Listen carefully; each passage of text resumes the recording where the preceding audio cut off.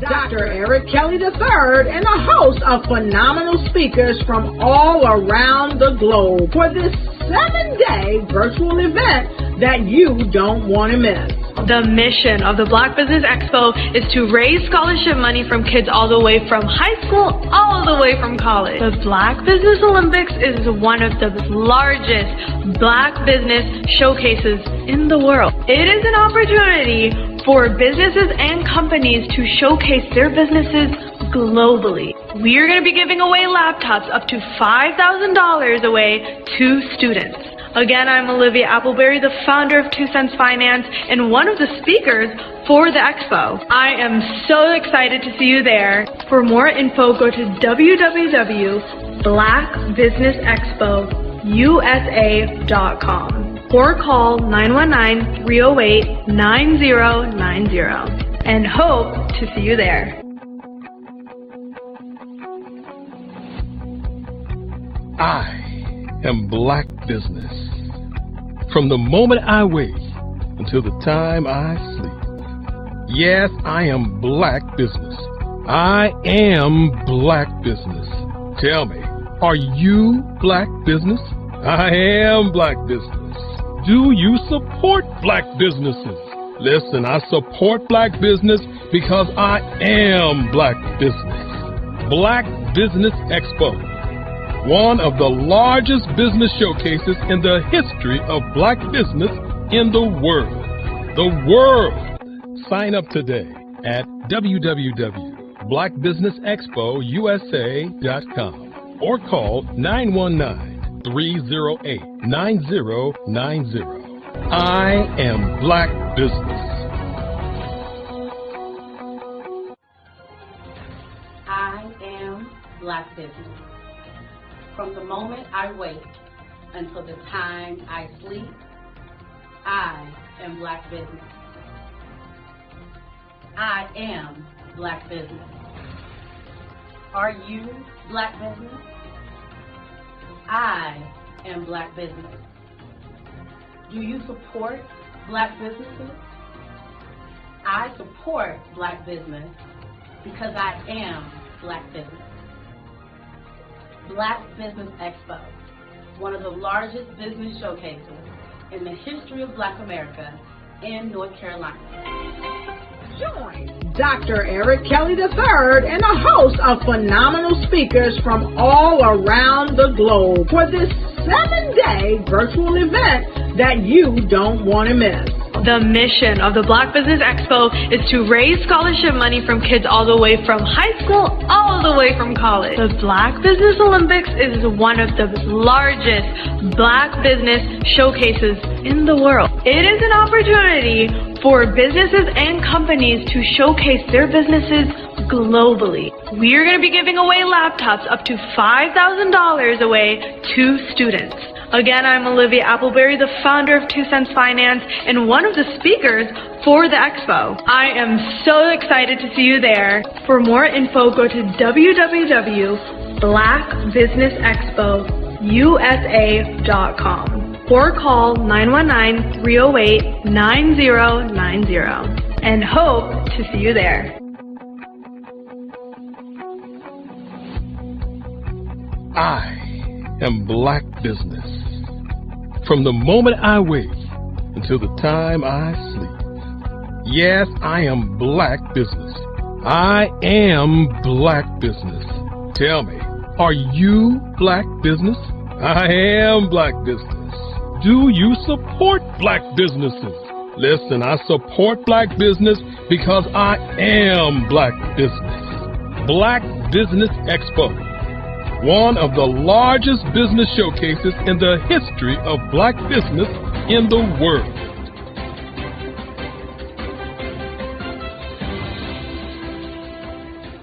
I'd like you to imagine with me, if you will, opening an app where you can collaborate with like-minded individuals from around the world, get inspiration and in-app tools to launch and grow your business, as well as share your knowledge and earn compensation, all in one app. Well, the name of that app is Truso, short for Truly Social. Hi, I'm Matthew Newman, the founder and CEO of Truso. A new concept in social media, Truso is designed from the ground up to be a platform that's both social and empowering for all its users. How exactly do we do that? I'm glad you asked. First, Truso brings the world together via video. Psychologists assert that video provides a significantly more effective connection than audio only. When you enter a community on Truso, you're face to face. Second, on Truso, you don't have to have 1 million followers to monetize. Our business model allows all hosts and moderators to monetize, no matter the size of your following, by 1, producing fee-based content, and 2, inviting others to join the platform as subscribers. Even more, Truso has an in-app resource library with over 100 free resources, forms, and documents to help you build your brand and grow your business. Third, Truso is inclusive. The deaf and hard of hearing communities make up 360 million people worldwide. Unlike audio-only apps, Truso embraces this community, providing a networking platform that allows them to participate via video and closed captioning. We even have a deaf and hard of hearing foundation in the works as well. Fourth, Truso is both social and safe. We refer to Truso as a virtual extension of the beauty shop, barbershop, and brainchild of the community. A place where there's laughter, along with wisdom, growth-oriented conversation, and genuine connections in a safe space. Truso even has proprietary security to ensure we maintain a safe environment for everyone. Where are we at now? Truso is live, y'all. We've launched in beta and we're acquiring users daily. We have an incredible development and marketing team, plus amazing celebrity influencers at the table, helping us spread the word around the globe, beginning within the African diaspora and beyond by creating a safe space for growth, connection, and collaboration. We're truly excited about Truso. We've created something special for which there is a global market. And we invite you to embark on this journey with us as a shareholder. The future for Truso is truly bright. Join us and let's go there together.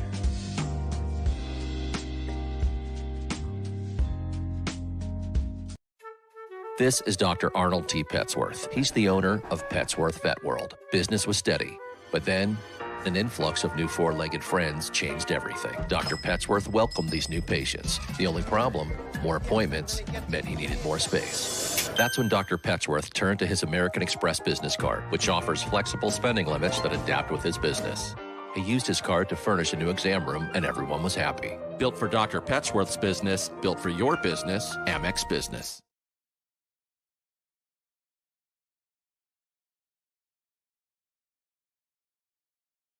The Black Business Expo's mission is to raise funds for high school seniors going to college or K-12 entrepreneurs.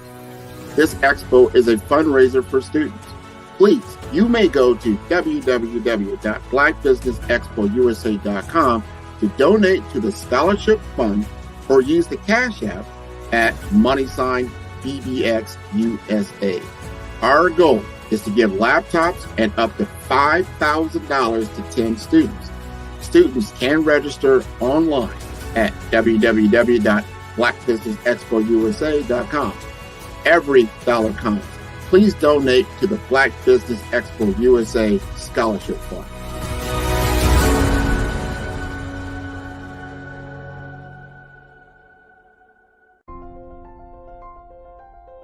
What if you could build your own city? A place where every child can find nurturing people to help them achieve their full potential. A place where every adult can access job training support, where health education is abundant, where social justice ruled the land. A place without limitations. Welcome. You have arrived at STEM City USA. It is what every city should be. A safe and trusted community where you find people and resources to help you become everything you are and beyond. STEM City is unlike anything you have ever experienced. It is a digital twin of the world around you, only better. STEM City is about energy and soul renewal. It is more than a digital world. You can almost feel the power of live cultural events, music, and theater. STEM City promises a better future for children with caring mentors and hands-on activities with dedicated tutors to support our youth.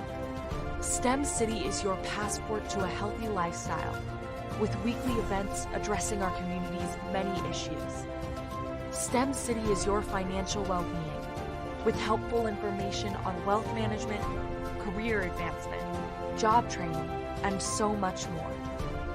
STEM City is the community you deserve.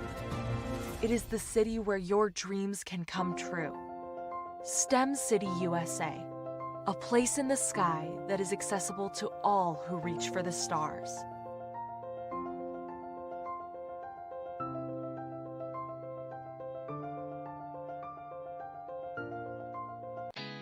Did you know women represent just 3% of Fortune 500 CEOs and less than 15% of corporate executives at top companies worldwide? Have you wondered what the secrets are to getting into the top ranks, whether in the private or public sector?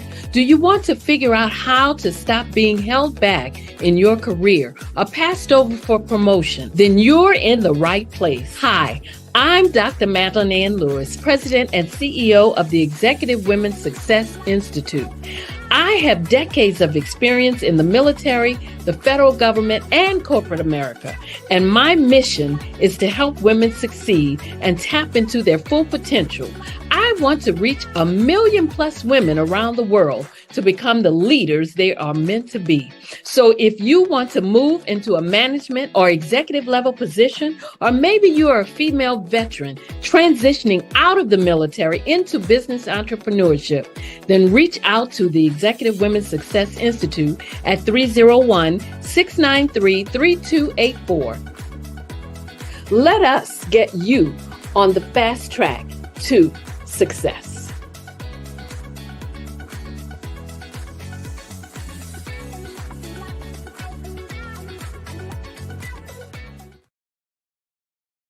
I was born in a little village on the island of Haiti. Many deadly diseases pounded me. It is as if they were on a mission to end my existence on this earth. I refused to give up. In 1983, I left Haiti and came to the United States of America. And I came with $5, 2 shirts. I didn't speak in English. I came to Atlanta. I got a job. I was a doorman. I was a doorman with a dream. What I used to come on stage. I'd rehearse this moment that I'm standing in front of you. That's the power of a dream. Maybe today is the day you begin acting as if you already have it. And then step out with full force. Take a risk. No condition is permanent. Don't let your situation distract you. You are chosen. You are called. You are born for a purpose in this life.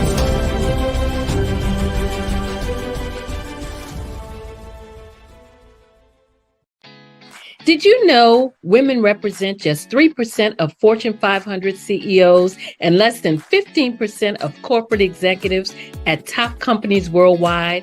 Have you wondered what the secrets are to getting into the top ranks, whether in the private or public sector?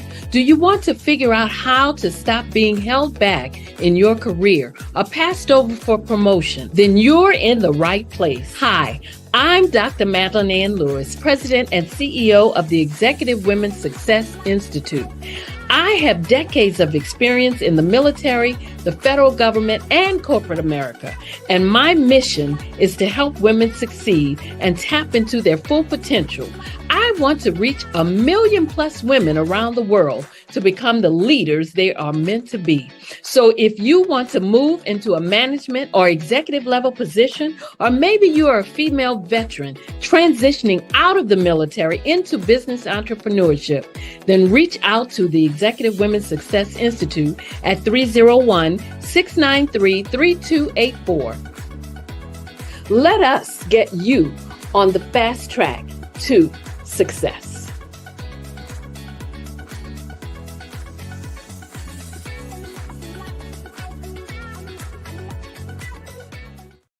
I'm Ramon Ray, founder of Smart Hustle Magazine and smallbiztechnology.com.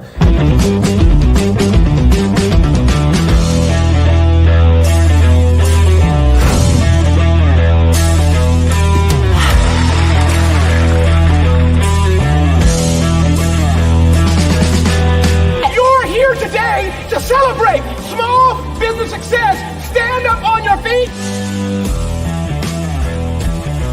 You rocked the house. Hey, thank you. It was amazing. Didn't we learn?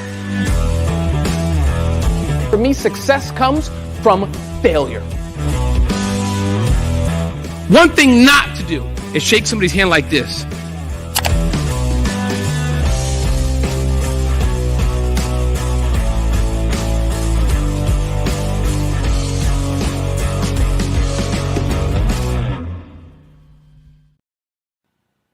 Hello, my name is Kiasi Helm and I'm 14 years old.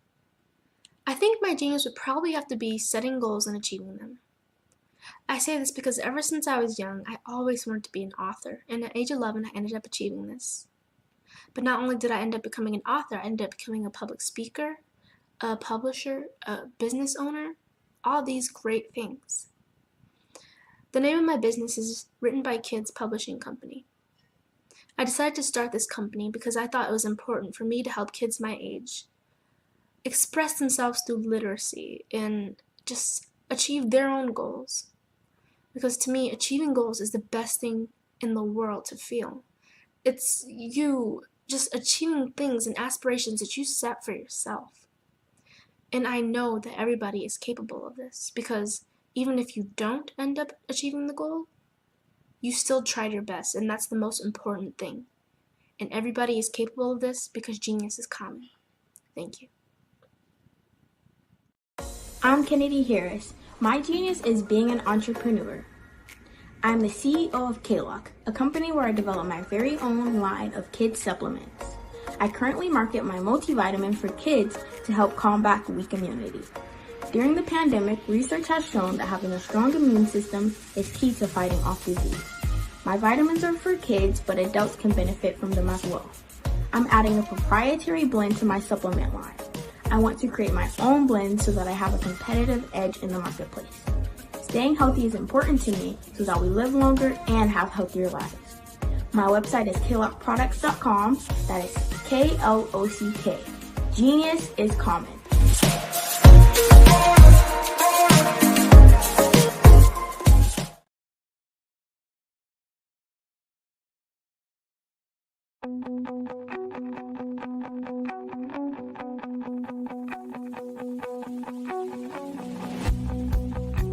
I am Black Business.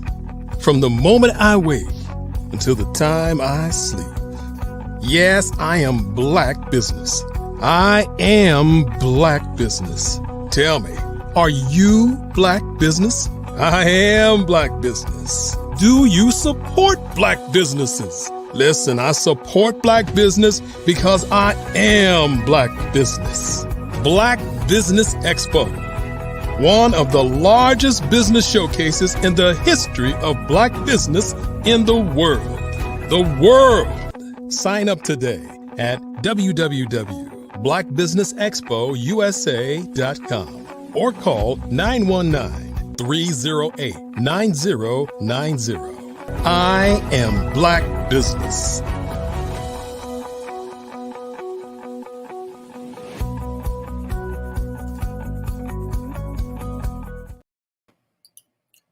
Good afternoon, business owners, entrepreneurs, thought leaders, and corporations. Welcome to the Black Business Network. My name is Charles Kithcart of African Diaspora Maritime. I'm your business moderator this afternoon on the Black Business Network. The Black Business Network is a 24-hour business network showcasing Black businesses, business owners, entrepreneurs, and thought leaders worldwide.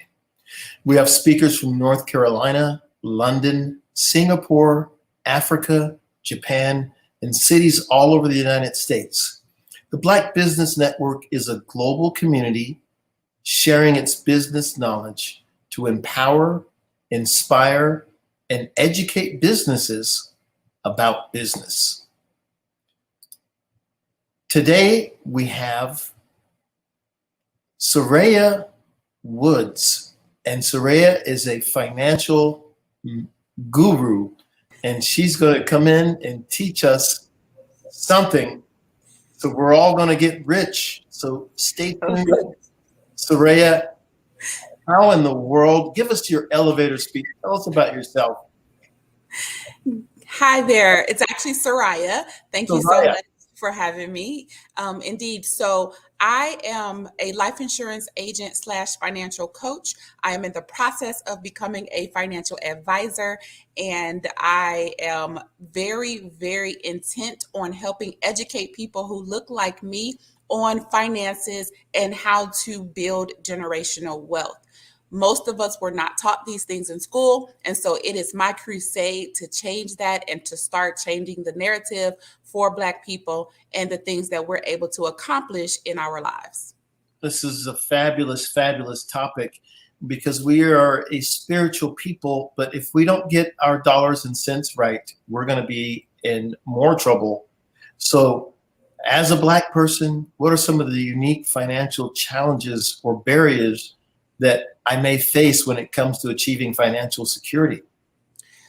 Well, I think the biggest challenge / barrier is the one that we have in our own minds, to be honest. It's the one that was passed down to us from generation to generation. It is the thought that we're not capable of creating wealth or that we're not worthy of creating wealth. And it's an inherent thought process that I believe many of us have. I'll use myself as an example. When I was growing up, I grew up in Cleveland, Ohio, and I learned not much at all about money other than how to hustle for it and how to spend it, because I made it, so it was there for me to spend if I wanted to buy something. And that was the extent of my money knowledge. And so I spent my years growing up with that same mindset. So I spent frivolously most of the time because if I saw something I wanted, I bought it, but with no thought on saving money and making it work for me and making it grow. Brilliant, brilliant, brilliant. Are there specific, well, wait a second. I've got your questions here, but we have to this has to flow.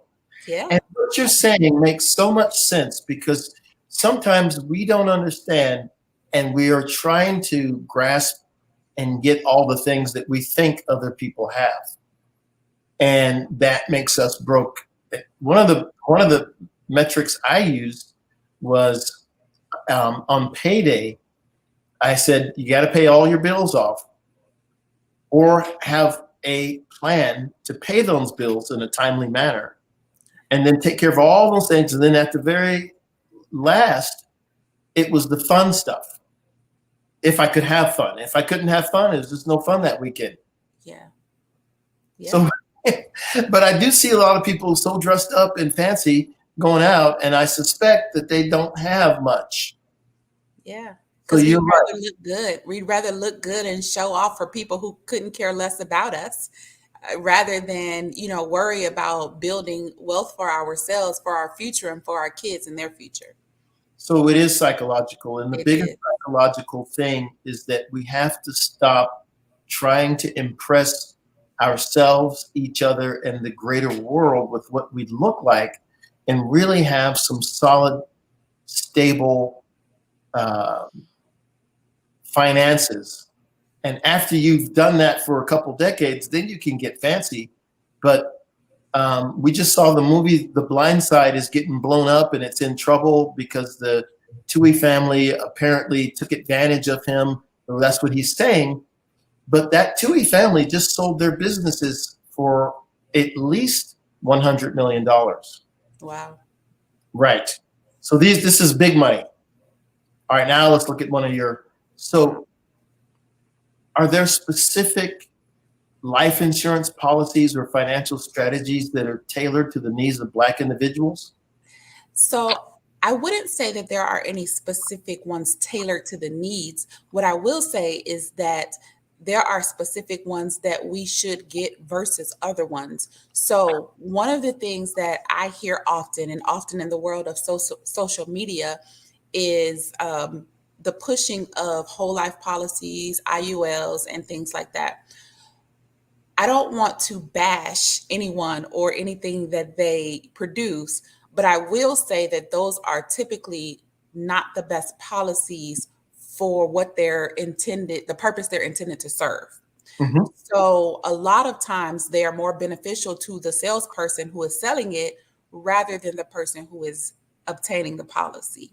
Okay. And they're typically sold with the idea of building wealth inside of the policy, having a savings account inside of the policy, being able to borrow from it, being your own bank. And these are the buzzwords that are thrown out there without telling people the trap that they're falling into in having these policies, which often comes at the risk of losing your money because the policy ends up eating itself from the inside out, or you're penalized on these monies that you end up borrowing from, you're taxed on them. And so there are different risks involved with these sorts of policies. So my crusade is a little bit different with the company that I'm with. Our crusade is to buy term and invest the difference. The idea here is to protect yourself while you are still young and building your financial stability and building your family and helping your family to grow, because during that time, a loss of income would be devastating.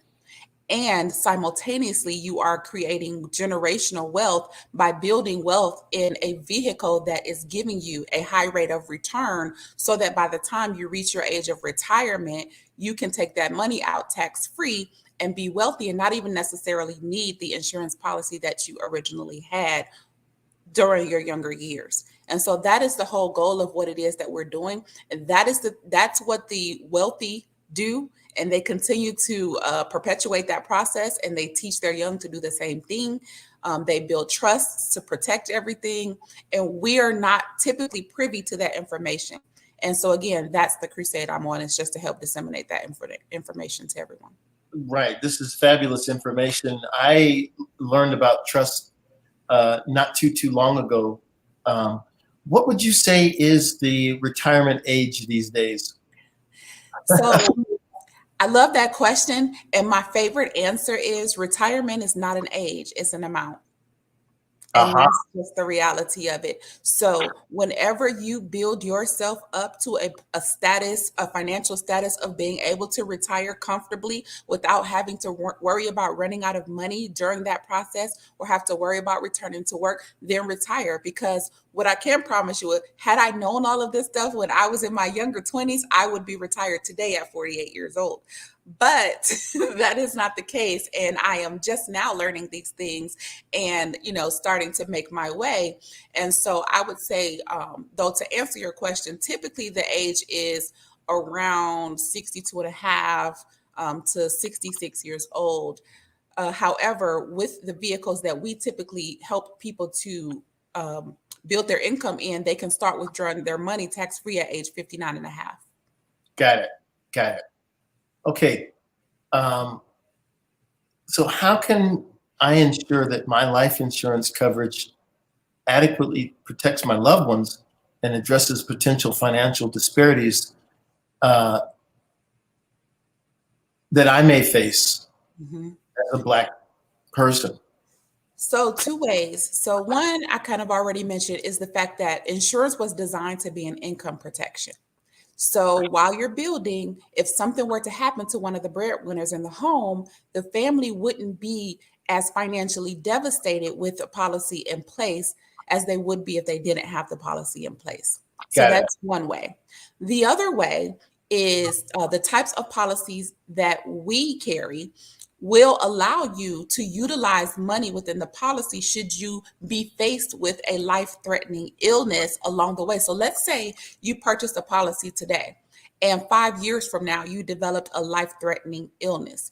Well, what we allow you to do versus borrowing from that fund and being penalized and taxed on it and having to pay it back is that we allow you to access up to 70% of the amount of your policy to use for your treatments and things like that to help you get better. Because the reality is, oftentimes people don't survive life-threatening illnesses that they could otherwise survive because they don't have the money to access to be able to afford proper care or the best care that they're able to get.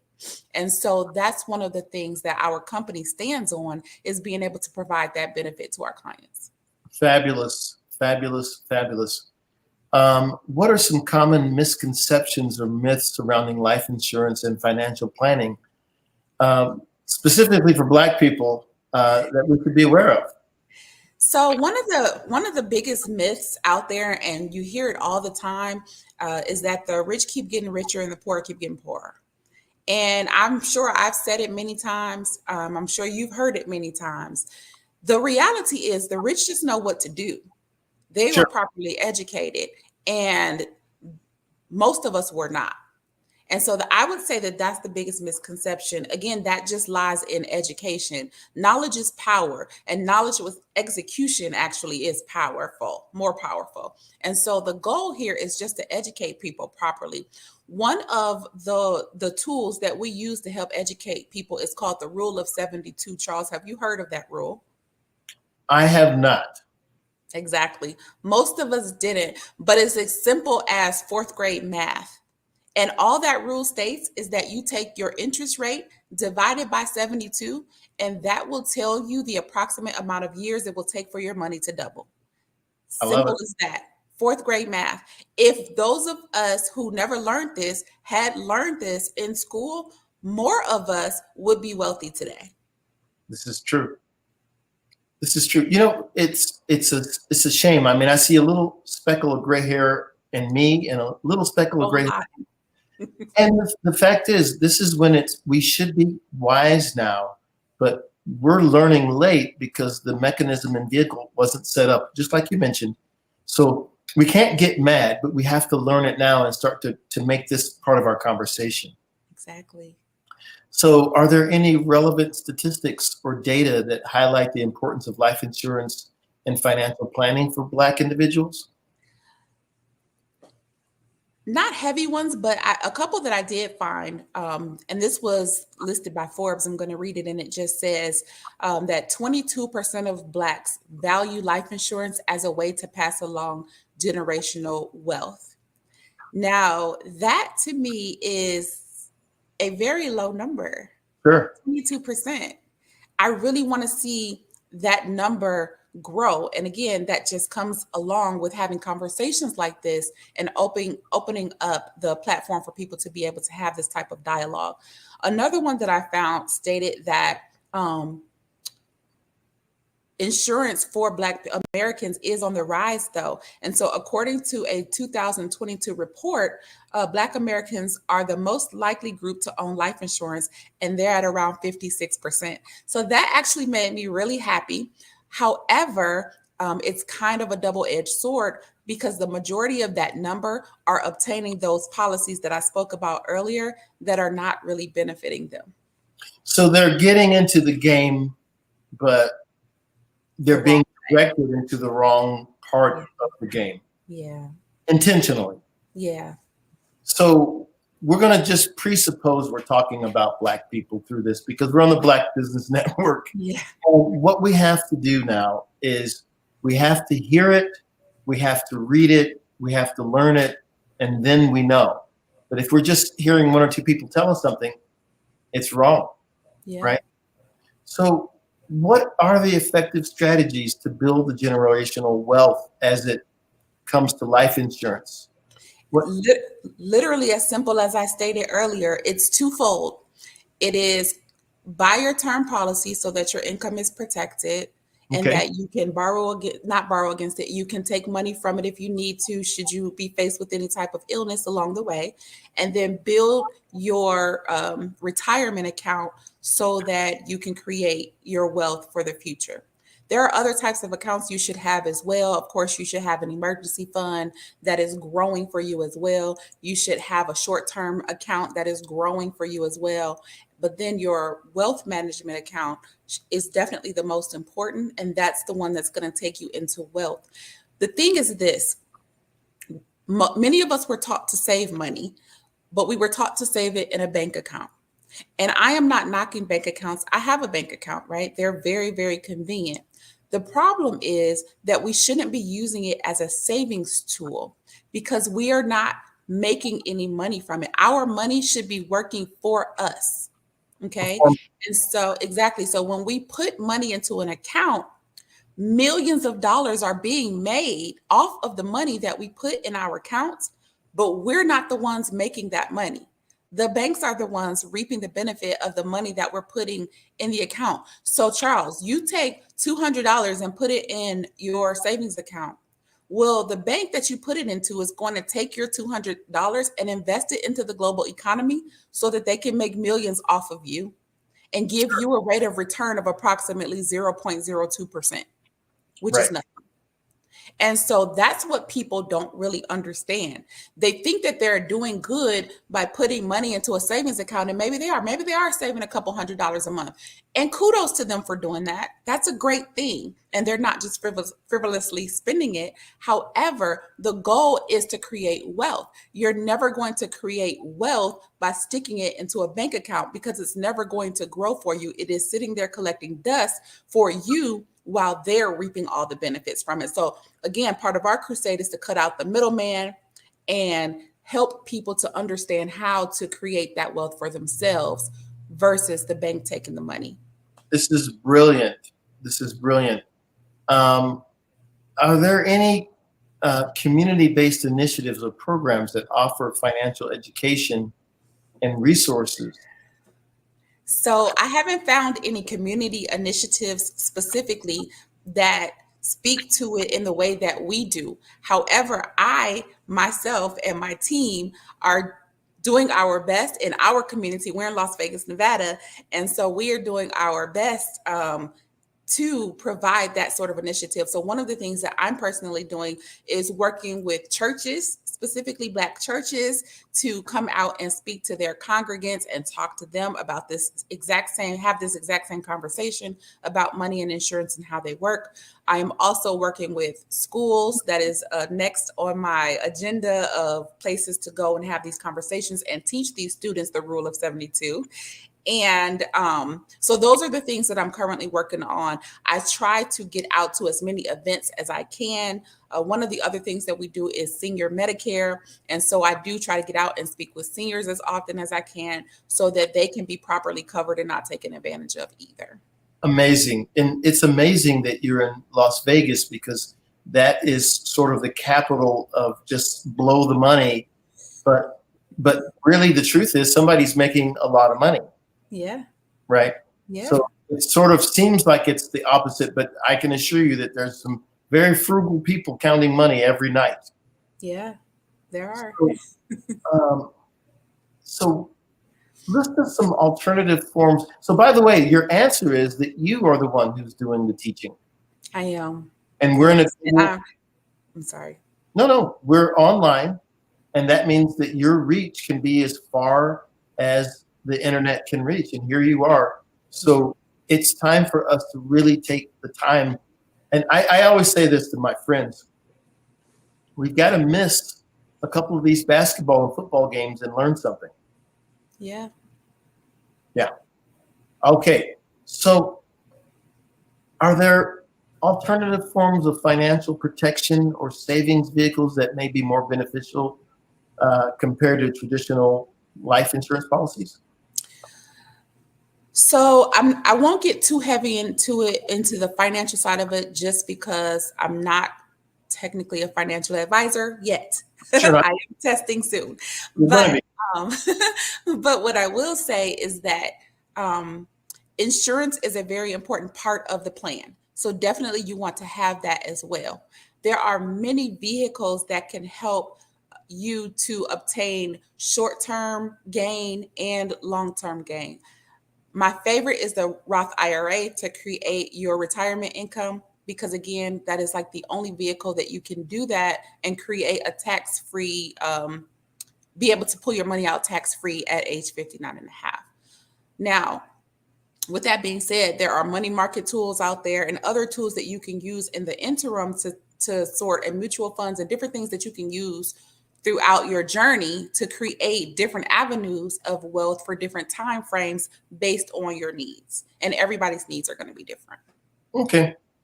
Now, is there some life insurance hero that we can all look to that did it? Maybe they were just sort of a regular job, but they got the insurance right. Is there some example that's out there? Huh. I don't want to put you on the spot. That's a great Looking at this at home. As far as it working for them, as far as the insurance working for them. Yeah, anything you want to tell us, we're going to listen. I have a couple of different examples. Hopefully they will answer the question that you're asking. So one of them is one of my team members, actually, him and his wife also do the same business that I'm in, and they obviously have our insurance.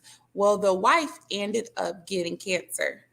Okay. And she was able to access that 70% to help her treatment, and it ended up coming back, and she was able to go and get the best care possible. And she is, thank God, a survivor today. So that is one incredible story that I have for the benefit of our life insurance policies. One of the other ones is a little bit more, kind of a little bit more tragic of a story. I don't know if you have heard of Vegas Strong before, with the issue that happened out here on October 1st. I want to say 2017, I think it was, where a bunch of people were murdered at a concert. And our company was the only company to pay out. 4 victims had life insurance through our company, and we were the only one that paid out.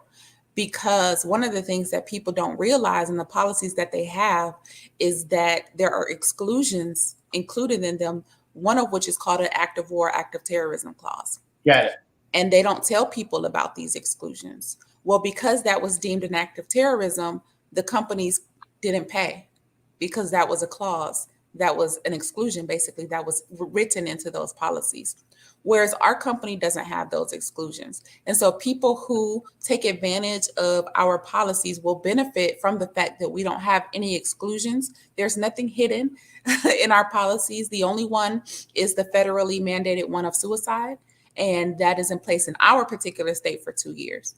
And so those are the two stories, I guess, feel good stories, but, based in tragedy, but still ultimately a win at the end.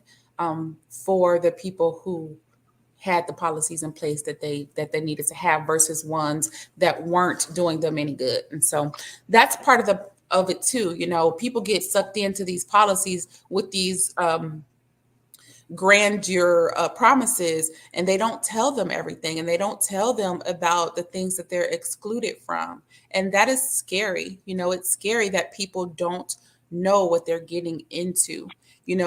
One of the very first things that these policies that they're selling will say on the page is read your policy carefully. And they are banking that the person will, one, not read their policy carefully, and two, if they do read their policy, won't understand what they're reading anyway. Because as the sales agent, they don't have to disclose everything themselves as long as they put that verbiage in there.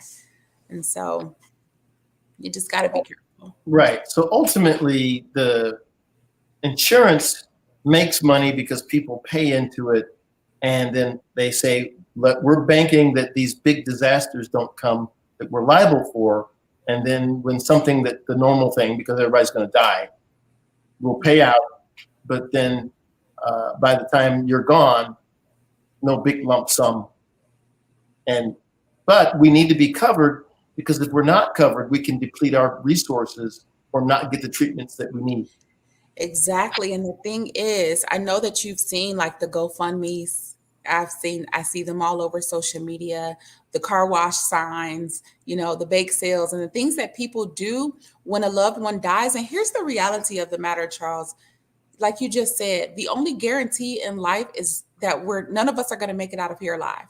not one of us. And so it's funny to me and sad how we will run out and insure our cars because somebody told us that we have to, right? We will insure our cell phones. We will insure our laptops and our homes. And on the off chance that something happens, we don't insure our cell phones when we purchase it and go outside and chuck it across the parking lot. You know what I mean? Right. It may or may not break. Our lives, though, are the one thing that is going to get lost at some point. None of us know when, where, or how. I had a godson that passed away in June, 16 years old, went to sleep and didn't wake up. None of us expected that, Right. And so the thing is, we never know when or how. People leave every day and don't make it back home at the end of the day. And so you don't know. I just passed an accident yesterday where the white sheet was up because somebody didn't make it. And so the thing is, guys, you don't know. And so you have to be protected because your family is going to be in a worse position if something happens to you. And so the reality of the matter is, do you want to leave your family in a better, same, or worse position when you're gone? You don't want your family to have to go begging for money to bury you. Funerals are expensive, extremely expensive. But not only that, with death comes debt, period. It doesn't matter if you're quote unquote debt free. There is always something. And there are always going to be bills that are left behind that your loved one is going to have to take care of or continue to maintain without your income being present any longer.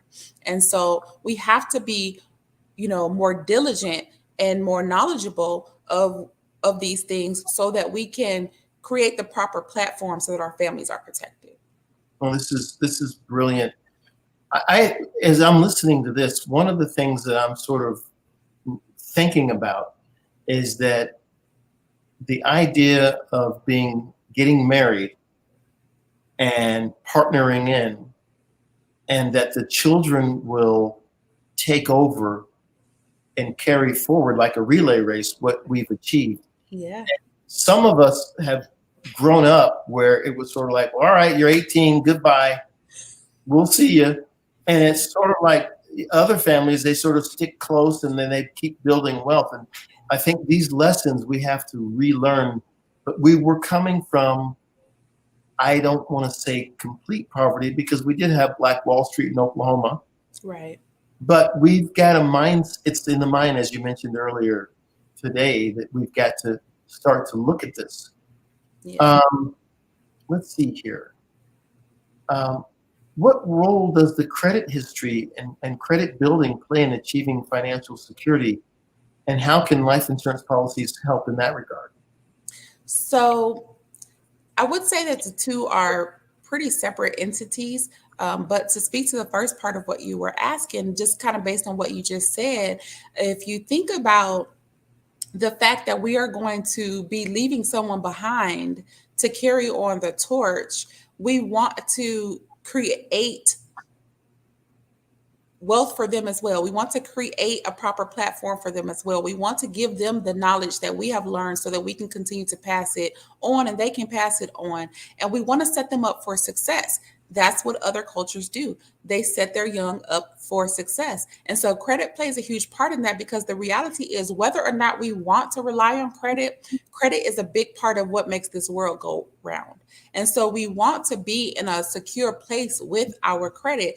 And so to do that, you have to make the right decisions. And so if you're going to use credit cards, then use them more like a debit card, use it and then turn around and pay it off so that you're not racking up debt. And the thing is, like I spoke about all of those accounts earlier, the emergency account and the short-term account especially, what happens is a lot of times for these things, our emergency account is for, when the emergent things come up, the car breaks, someone gets sick, something like that. Right. But what happens is we're not expecting these things because it's an emergent situation. And so then we rely on debt to take care of it. Or we go into debt or loan or credit card to take care of it. Same thing with the short-term account. We want to go on vacation, or we're having a wedding or the kids' graduation or something like that. And again, even though we knew that was coming, we still didn't properly plan for it and have those accounts set up. And so we end up relying on, again, debt to take care of it. So once we come back from that amazing vacation, we come back to a lump of debt that we have to now figure out how to get out of. And it's just, again, the mindset and the way that we were taught and the way that we think about things. We have to change the narrative and change the way that we think so that we better prepare and properly plan so that we're not stuck having mouths of debt and then leaving that debt left over to our kids and that mindset of debt to our kids as well. But life insurance, like I said, is its own entity. That's its own separate entity. It doesn't really tie into credit. And I don't want anybody to fall into the trap of linking those two things together. Got it. Well, this is very important. And if we can get our financial house in order, and I think that some of us get scared because we've heard these crazy amounts of money that people make. And I remember when I was just getting into the business world and they said that Jane Pauley was making $7 million a year, I fell out of my chair. But within the realm of what we make, if we make proper decisions, you can squirrel away money and get your insurance in place and get all those things in place. But it can't be that you go out. Someone told me that we own more Mercedes per capita than the community at large, but we have less wealth. So, so we've got to get used to the Ford as opposed to the Mercedes and sort of say, this is where we are. We can move forward, but we can't just have all the trappings of wealth. And I guess one of the biggest lessons I learned is a fun thing from my parents. They said, if you can't afford to fix that vehicle, don't get that vehicle. That's exactly correct. Right. That's exactly correct. I drive a Honda. Right. I drive a Ford. So I've seen people with a dent in a Mercedes, and I'm like, you can't have a dent in a Mercedes. This is terrible. Yeah. If you have a Mercedes, that means you've got enough to get the dent out. Yeah. You would think, but they don't. They go into debt just again wanting to, look good for the masses. Get that together. All right. Here we are. Go ahead. I was going to say, something you said earlier really stuck out as well, as far as, wanting to impress people. And we talked about that a little bit earlier. But if we think about impressing the people that actually matter, our families, our children, the people who actually look up to us and want to model themselves after who we are, that is who we need to be trying to impress. And we do that by making proper decisions, ensuring that they are properly protected, ensuring that we are showing them the proper way to live as adults when it's their turn to become adults, ensuring that they make proper decisions by watching us do it. Not a do what I say kind of thing, but more so a do what I do kind of thing. And if we are modeling the proper behaviors, then they will also adopt those behaviors and learn how to do things properly. That's who we should be trying to impress, not each other. Because honestly, you're not paying my bills, right, Charles? So with that, I don't need to, drive a fancy car or wear Chanel earrings for you, because for what? You're not paying any bills over here. And so for me, I want to impress my kids, my grandkids, the people that are watching me and wanting to model themselves after who I am. I don't want them to go out and model themselves after somebody that they see on social media or somebody that they meet in the streets, because that person looks like they have it all together, whereas their character or the things that they are doing for those things are, less than ideal. And so I would rather show them how to do things the proper way. Soraya, listen, we could talk all day.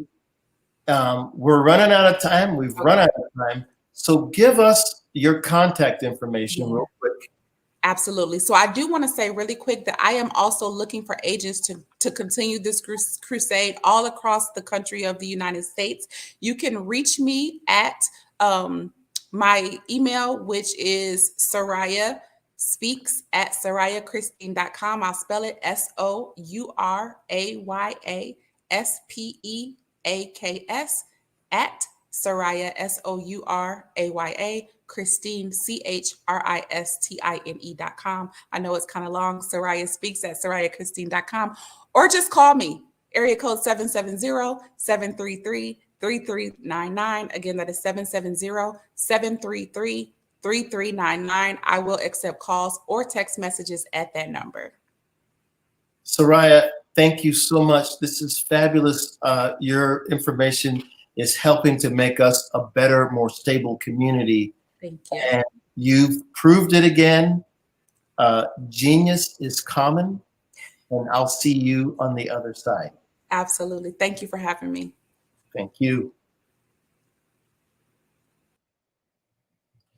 Ladies and gentlemen, you've got to look at this and listen to this. We have guest after guest, speaker after speaker that's teaching us and showing us. And you know that the Black Expo's mission is to raise funds for high school seniors going to college or for K through 12 entrepreneurs. Now, we just heard how important it is to be in the business world, and here we are with K through 12 entrepreneurs. So if you have the ability to help, I want you to go to www.blackbusinessexpousa.com and donate to the scholarship fund. Or you can use the Cash App that's on the screen below and say $BBXUSA. And we're going to change the dynamic of the situation that we've been in financially as a people. Our goal is to give laptops and up to $5,000 to 10 students. Students can register at the same thing, blackbusinessexpousa.com. Every dollar counts, so we want to remind you to donate to the fund. And we want to thank our Black Business Expo sponsors, NC100, Moody Capital Partners, Suede Soul, Lotus Ritchie Coaching and Training, Carolina, Virginia Minority Supplier Development Council, Step Management, BHS and Associates, Margie McLean Foundation Incorporated, Genius is Common, Earth Essentials, Mulaney Shani Global, Executive Women's Success Institute, The Quality Coaching Company, Superwoman Business Services, Lee Entertainment, Artistic App Design, Black Business Expo USA. Genius is common. I'll see you on the other side.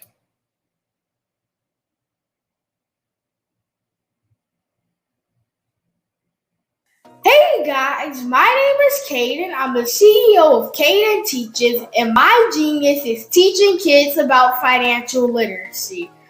Throughout my financial products, such as my financial flashcards, my activity book, and my newest project, my financial bus, which I bought. And on the bus, it has a mock bank where kids will learn how to deposit and withdraw money, a mock grocery store where kids will be able to learn how to have a family budget, and a mock stock exchange where kids will even be able to learn how to invest in stocks.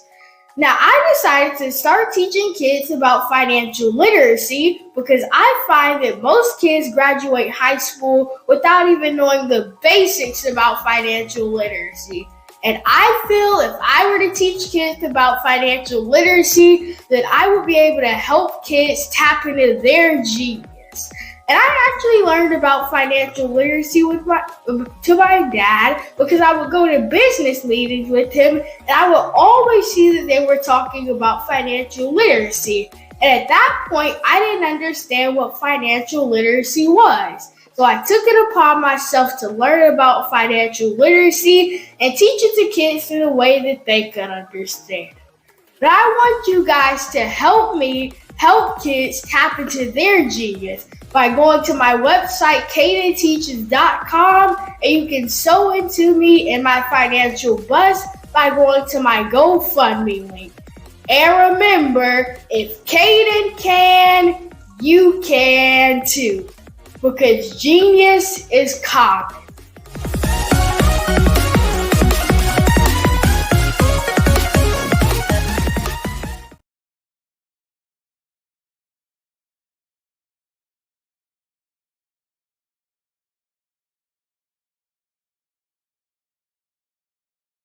I was born in a little village on the island of Haiti. Many deadly diseases pounded me. It is as if they were on a mission to end my existence on this earth. I refused to give up. In 1983, I left Haiti and came to the United States of America. And I came with $5, 2 shirts. I didn't speak in English. I came to Atlanta. I got a job. I was a doorman. I was a doorman with a dream. What I used to come on stage. I'd rehearse this moment that I'm standing in front of you. That's the power of a dream. Maybe today is the day you begin acting as if you already have it. And then step out with full force. Take a risk.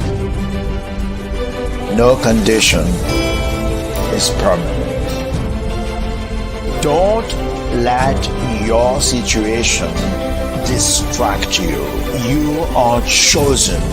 You are called. You are born for a purpose in this life.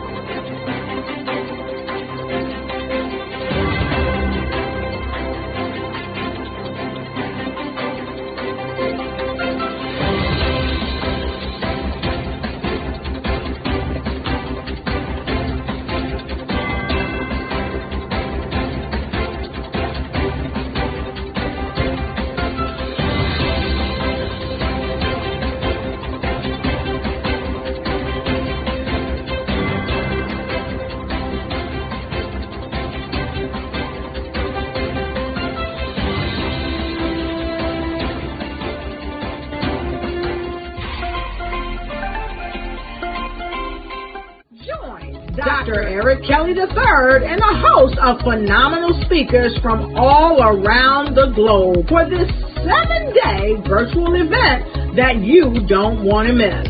The mission of the Black Business Expo is to raise scholarship money from kids all the way from high school all the way from college. The Black Business Olympics is one of the largest Black business showcases in the world. It is an opportunity for businesses and companies to showcase their businesses globally. We are going to be giving away laptops up to $5,000 away to students. Again, I'm Olivia Appleberry, the founder of 2 Cents Finance and one of the speakers for the expo. I am so excited to see you there. For more info, go to www.blackbusinessexpousa.com or call 919-308-9090 and hope to see you there. I am Black Business. From the moment I wake until the time I sleep. Yes, I am Black Business. I am Black Business. Tell me, are you Black Business? I am Black Business. Do you support Black businesses? Listen, I support Black business because I am Black Business. Black Business Expo, one of the largest business showcases in the history of Black business in the world. The world! Sign up today at www.blackbusinessexpousa.com or call 919-308-9090. I am Black Business. I am Black Business. From the moment I wake until the time I sleep, I am Black Business. I am Black Business. Are you Black Business? I am Black Business. Do you support Black businesses? I support Black business because I am Black Business. Black Business Expo, one of the largest business showcases in the history of Black America in North Carolina. Join Dr. Eric Kelly III and a host of phenomenal speakers from all around the globe for this 7-day virtual event that you don't want to miss. The mission of the Black Business Expo is to raise scholarship money from kids all the way from high school all the way from college. The Black Business Olympics is one of the largest Black business showcases in the world. It is an opportunity for businesses and companies to showcase their businesses globally. We are going to be giving away laptops up to $5,000 away to students. Again, I'm Olivia Appleberry, the founder of 2 Cents Finance and one of the speakers for the expo. I am so excited to see you there. For more info, go to www.blackbusinessexpousa.com or call 919-308-9090 and hope to see you there. I am Black Business. From the moment I wake until the time I sleep. Yes, I am Black Business. I am Black Business. Tell me, are you Black Business? I am Black Business. Do you support Black businesses? Listen, I support Black business because I am Black Business. Black Business Expo, one of the largest business showcases in the history of Black business in the world.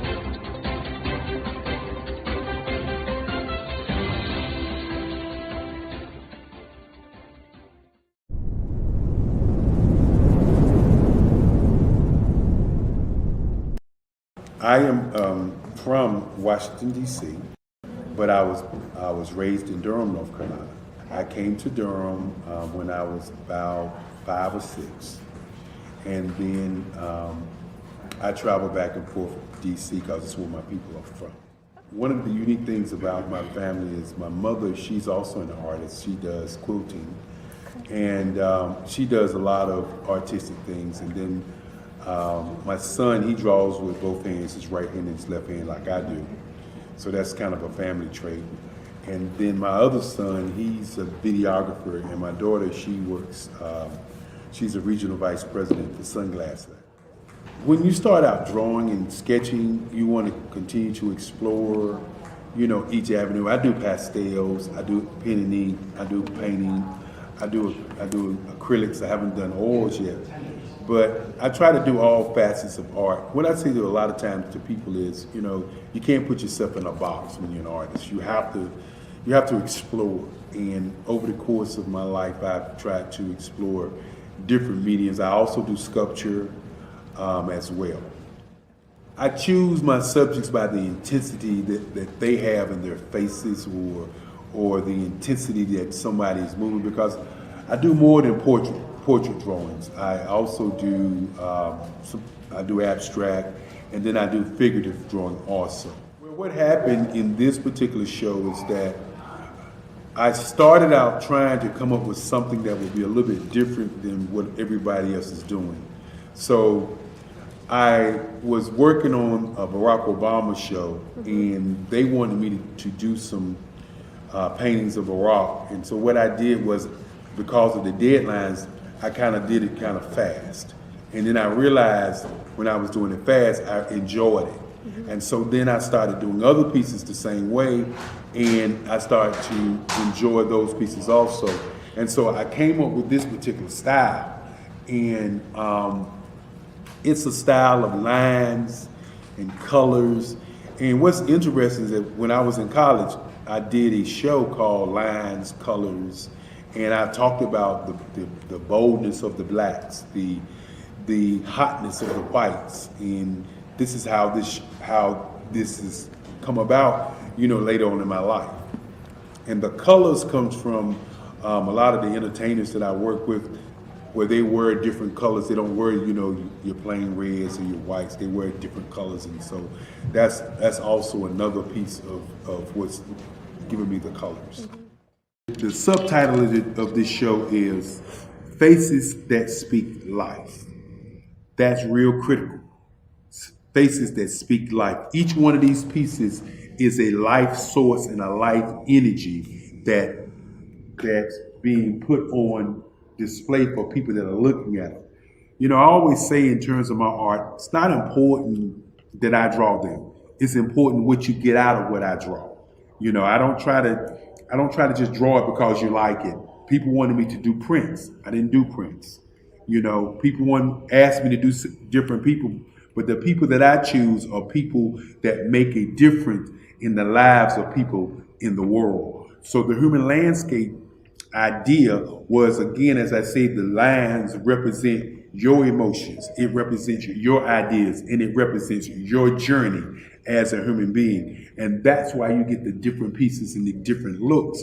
And as you notice, I try not to do one look that looks alike another look. And that's what's the most important part of this show.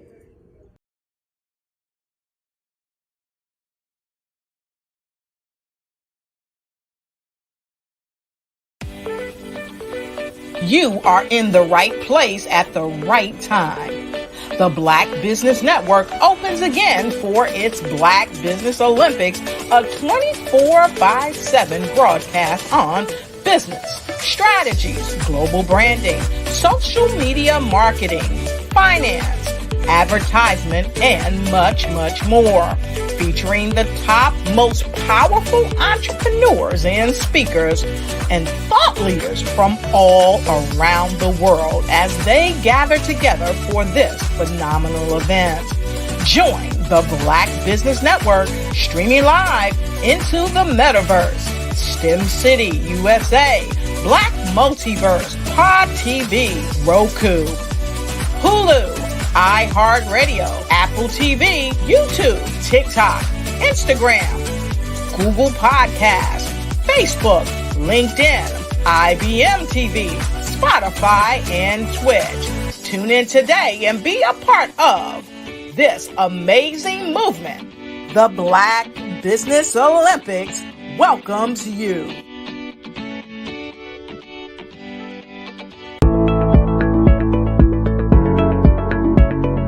Prepare for what's coming and dominate in economic winter.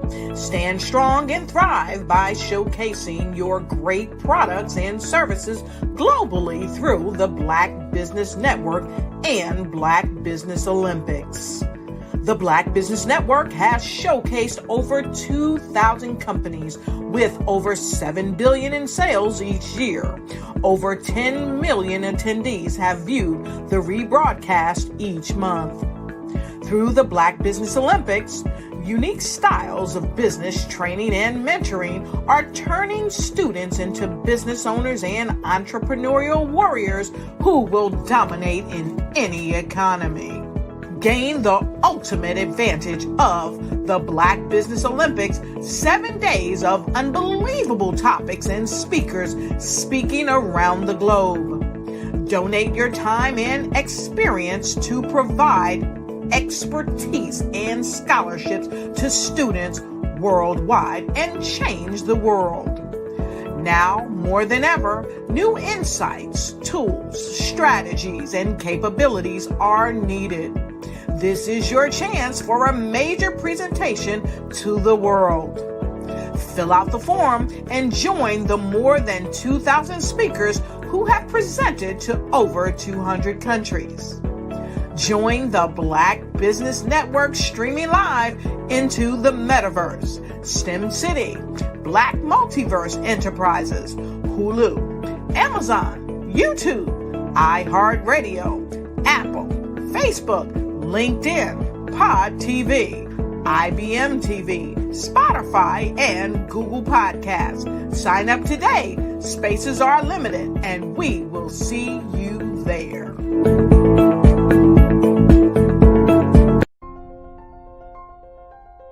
What if you could build your own city? A place where every child can find nurturing people to help them achieve their full potential. A place where every adult can access job training support, where health education is abundant, where social justice ruled the land. A place without limitations. Welcome. You have arrived at STEM City USA. It is what every city should be. a safe and trusted community where you find people and resources to help you become everything you are and beyond. STEM City is unlike anything you have ever experienced. It is a digital twin of the world around you, only better. STEM City is about energy and soul renewal. It is more than a digital world. You can almost feel the power of live cultural events, music, and theater. STEM City promises a better future for children with caring mentors and hands-on activities with dedicated tutors to support our youth. STEM City is your passport to a healthy lifestyle with weekly events addressing our community's many issues. STEM City is your financial well-being with helpful information on wealth management, career advancement, job training, and so much more. STEM City is the community you deserve. It is the city where your dreams can come true. STEM City USA, a place in the sky that is accessible to all who reach for the stars.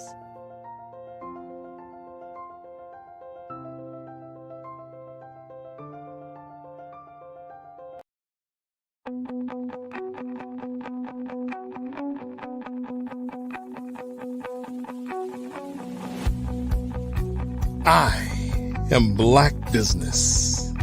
From the moment I wake until the time I sleep. Yes, I am Black Business. I am Black Business. Tell me, are you Black Business? I am Black Business. Do you support Black businesses? Listen, I support Black business because I am Black Business.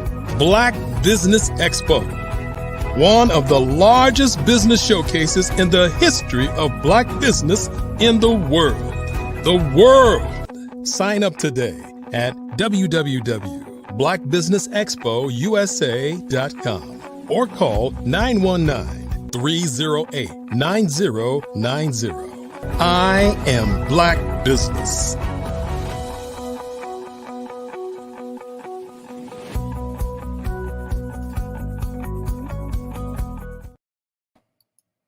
Good afternoon, business owners, entrepreneurs, thought leaders, and corporations. Welcome to the Black Business Network. My name is Charles Kithcart of African Diaspora Maritime. I'm your business moderator this afternoon on the Black Business Network. The Black Business Network is a 24-hour business network showcasing Black businesses, business owners, entrepreneurs, and thought leaders worldwide. We have speakers from North Carolina, London, Singapore, Africa, Japan, and cities all over the United States. The Black Business Network is a global community sharing its business knowledge to empower, inspire, and educate businesses about business. Today, we have Miss Erica Jo Robinson, the Jersey girl living in Virginia. She says she's an ordinary woman who's been called to do extraordinary things. And she has been through many struggles, many victories, many challenges that have molded her and made her strong and viable. She gives the analogy about grapes being crushed to become wine. Olives have to be crushed to have the great olive oil that we all love. And her faith has helped her to overcome some health challenges. And it seems that when things were just opening up and getting great, that she came closest to death. She had neoplasm of the appendix, and she's done it all. So Miss Erica Jo Robinson is a best-selling co-author of her story, an anthology of book collection with Carolyn Wilson. She's an aspiring public speaker and point of light. She's been trained and fortified by life lessons and finally feels free to step forward. And so without any further ado, ladies and gentlemen, Miss Erica Jo Robinson. Hello. Welcome. Hi, how are you? Well, fine. How are you? I am fantastic. Thank you so much for asking. You know, when I read your introduction and whatnot, and you told me about all these struggles and whatnot, and I look at you, you look so fresh and full of energy. I don't think anything's happened to you. Oh man, it is a double-edged sword, believe me when I tell you. I appreciate your compliment. It is nothing but God. I cannot take any credit for it. When you've been through some things and you come out not even smelling like smoke, you've been through the fire. And so I I appreciate that. Yes. understand. So now you got two things here. You say you're a Jersey girl living in Virginia. So Yes. where are you located? I am in Henrico. Yes. And for those of us that aren't familiar with that, where is that in the north, south, and east and west of Virginia? Well, I've never been that kind of girl, but I can tell you I am on the cusp of Richmond. Understood. Right on the cusp. Yeah, Got right it. on the cusp. Got it. Yeah. Got it. And so Jersey was where you're from. So you talked about that a little bit. Yes. How did Jersey impact you? How did Jersey impact me? Yes. Man, Jersey gave me the grit that I needed in life. Real talk. Jersey was the foundation for, I believe, everything, everything that I went through. When I was coming up in school, fighting was a rite of passage. It's just what it was. So Jersey has really fortified me and kind of set me off. Jersey and my mom, I'm not even gonna lie, my mom's a tough cookie. So are we looking at the Mike Tyson of Jersey elementary school? Man, it's so funny that you even say that, because when I was coming up, I fought so often that I really thought I wanted to be Layla Ali. No lie. I asked my mom, could I please become a boxer? And I wanted to be like Layla Ali. And her answer, of course, was no. Good, good. We like that answer. So now, what's the story behind Erica Jo Robinson?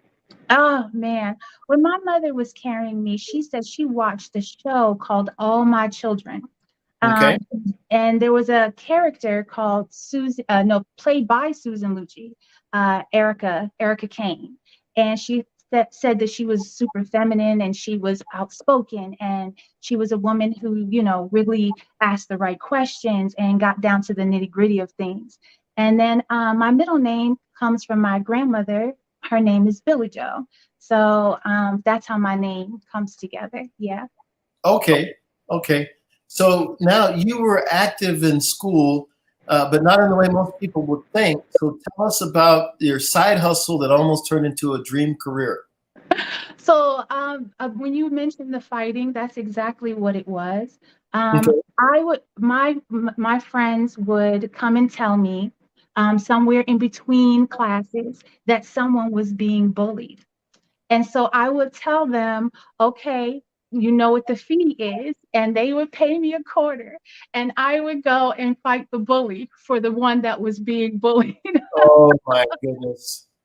This is, wow. This is a heck of a story. Yeah. Yeah, no, I was definitely always for the one who was being bullied. Yeah. Good, good. So your mother shot down your first career choice, which was going to be the enforcer. Yeah. And so what was your next big dream? I was enamored by music videos and magazines. And I remember when VH1 first started, and I remember when Yo MTV Raps first started.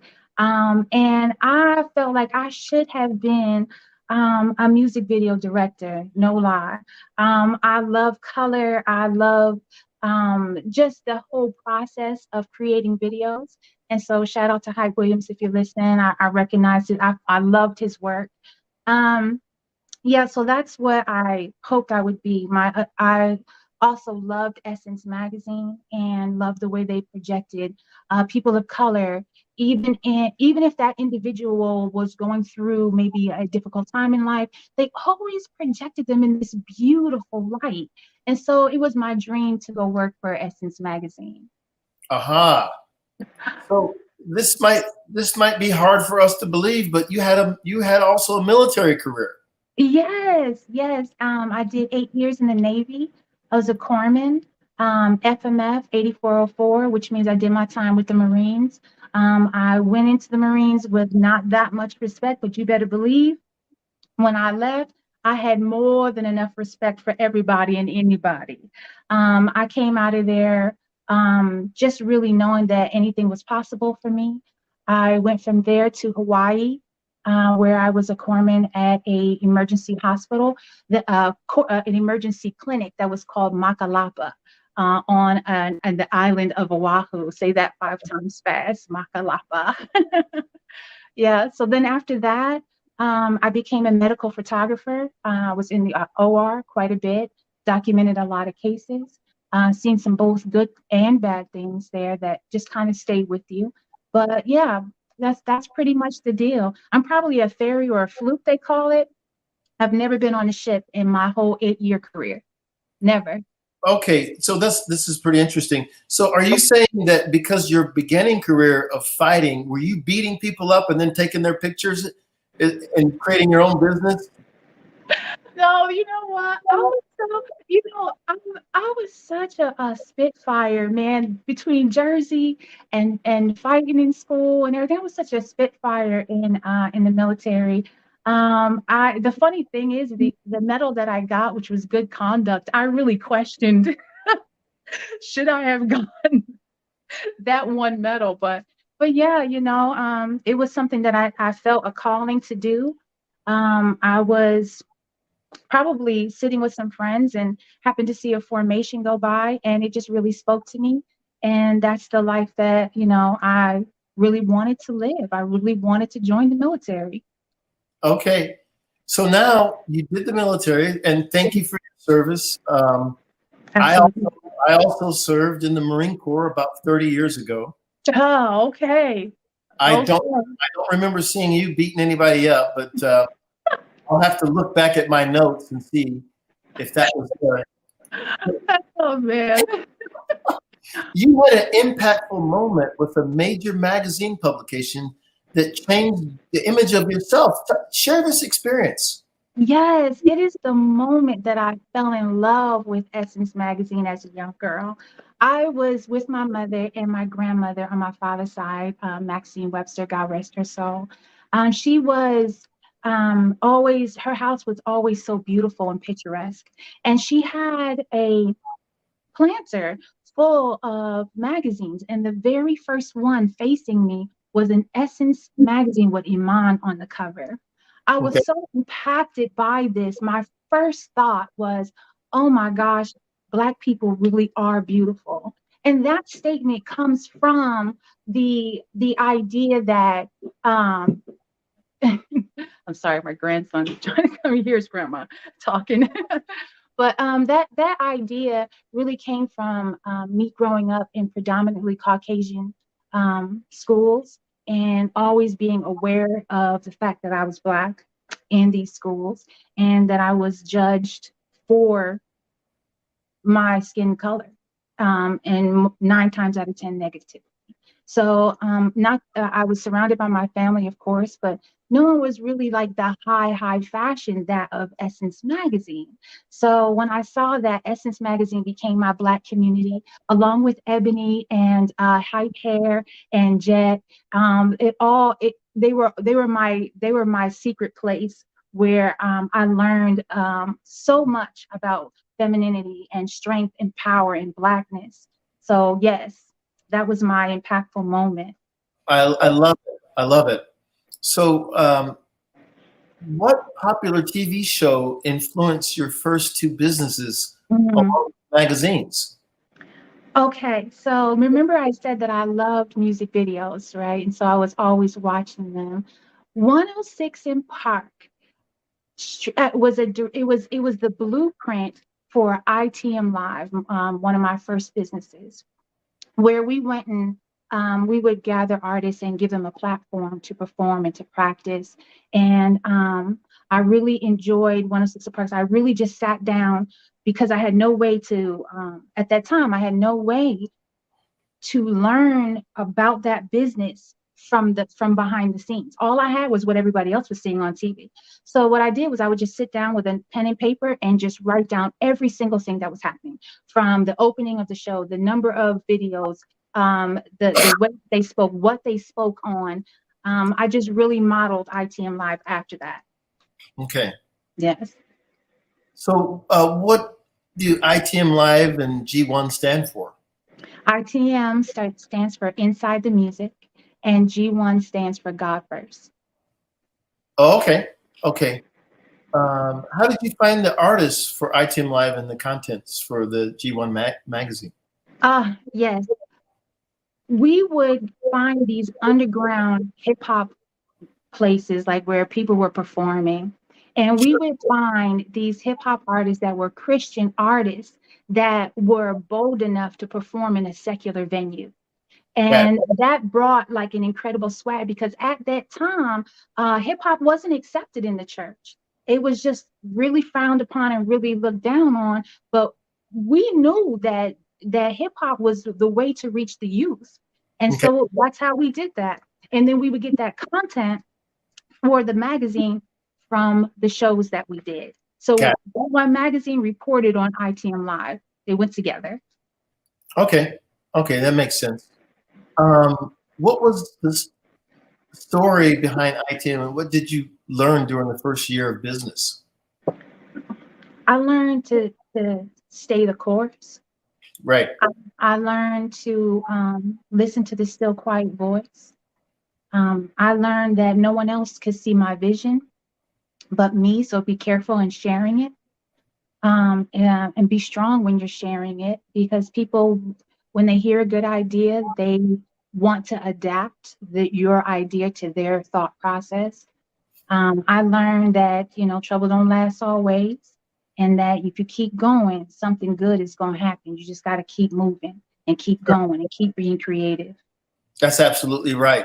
So having said that, tell us, we can see it and hear it now, but just delineate, what are your strengths? And then we know you're a superwoman, but tell us some weaknesses, because we don't want to. No, you're so good. You're so good. My strength became one that was quick on my feet. At the show, sometimes an artist wouldn't show up.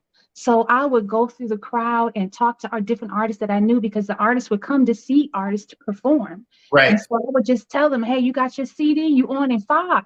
You know what I mean? Go get your music. You on in 5. I got an open spot. What I found was my weakest was, ironically, public speaking, getting up on that stage, grabbing the microphone and speaking to everybody, because I just didn't like the sound of my voice. Nobody does. And I think sometimes when we hear our voice, we're like, I can't believe that's me. That's what I sound like. But the truth is, we all sound like something, and we hear ourselves in our own head. And the voice projects out, but when we hear it on a recording that comes back, or a lot of times we've never seen a picture from us from behind or at a side angle. Like, who's that? It's like, that's you. So, right. So after making it for a full year, you wanted to celebrate your hard work. What did you do, and what was the thought behind the process of that strategy? After a year of that constant promoting and that constant presence, BET Awards was doing their advertisements, because they were about to come on. Sure. And I thought, this is it. ITM Live Awards.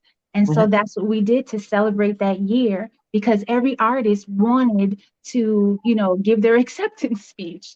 And so, that's just definitely how that came about. And once again, I sat down in front of the award show. I believe Beyonce was sashaying around in this little silver mini skirt that she had, and Jay-Z, I think they were performing Crazy in Love. And I just took notes on the whole thing. And that's how that happened. Free school is what it was. No, I understand. This is, the crowd is listening to this and they're going crazy. So what is that? Was that the biggest moment, or is there another big moment with ITM Live and G1? I have to say, I didn't recognize this big moment until after it had passed. Yeah. But I don't know if anybody knows who the artist Bizzle is, but Bizzle came on. He was one of our artists before he made it big time. Mm-hmm. And we got to watch him in music videos and doing his thing. And we were just sitting back like, wow, we had this artist on our stage. And that was a huge thing for us. The other thing with G1 Magazine, we had the opportunity, God rest her soul, but Frankie, the singer's mom, Keisha Cole, God rest her soul, but we were so close. We were just this close to getting an interview with her. So that's when we kind of realized, like, man, like we really got something here. Right. Yeah, that was a moment, right? Yes. They call it a watershed moment. Yeah. So what was your next major business, and how did you start that? Well, because of our reputation with ITM Live and G1 Magazine, my husband at the time, I am now divorced, but my husband at the time played semi-pro ball. And so because of our ability to put on a show, we got offered to own a semi-pro international basketball team. And that's what we did, called the Kitsap Admirals. And couldn't have a basketball team without a dance team. So then that came the flight crew, which I danced for 4 years. I danced with them for 4 years. I loved it. Right. I love it. So more or less your experiences from the past helped you in the next business you went to, but lay out what really helped you, or is there some key things that helped me transition from one business to the other, is what you're asking? Right. I would have to say it was definitely, number one, your reputation precedes you. When you're involved in one project, it doesn't matter who's around you. One person, 50 people, 1,000 people, it does not matter. You give your best for the one. You give your best, and then your reputation will precede you because you don't know who's watching and you don't know who's talking. So you always do the right thing. The other thing is that those life experiences, being gritty, all the way back to, me on the playground, being paid to fight bullies, that all played a part in everything that I had done. So it was like digging your bag and see what you got and what you could use to, get on the next thing when the next thing comes around. It's all these life experiences play a part in building you and making you. I get it. So listen, I'm not that far. I'm in Annapolis. I've got a neighbor. I'm wondering if I could give you a quarter to teach them a lesson. Listen, I don't know if I'm any good anymore, but oh my goodness. Yeah, that was me. Me. So you didn't like to speak and get up there, but then what skill did you have to develop in the new business that you thought you got away with in the last? And that is public speaking. Yep. Public speaking is what I thought I was able to get away from and not have to face.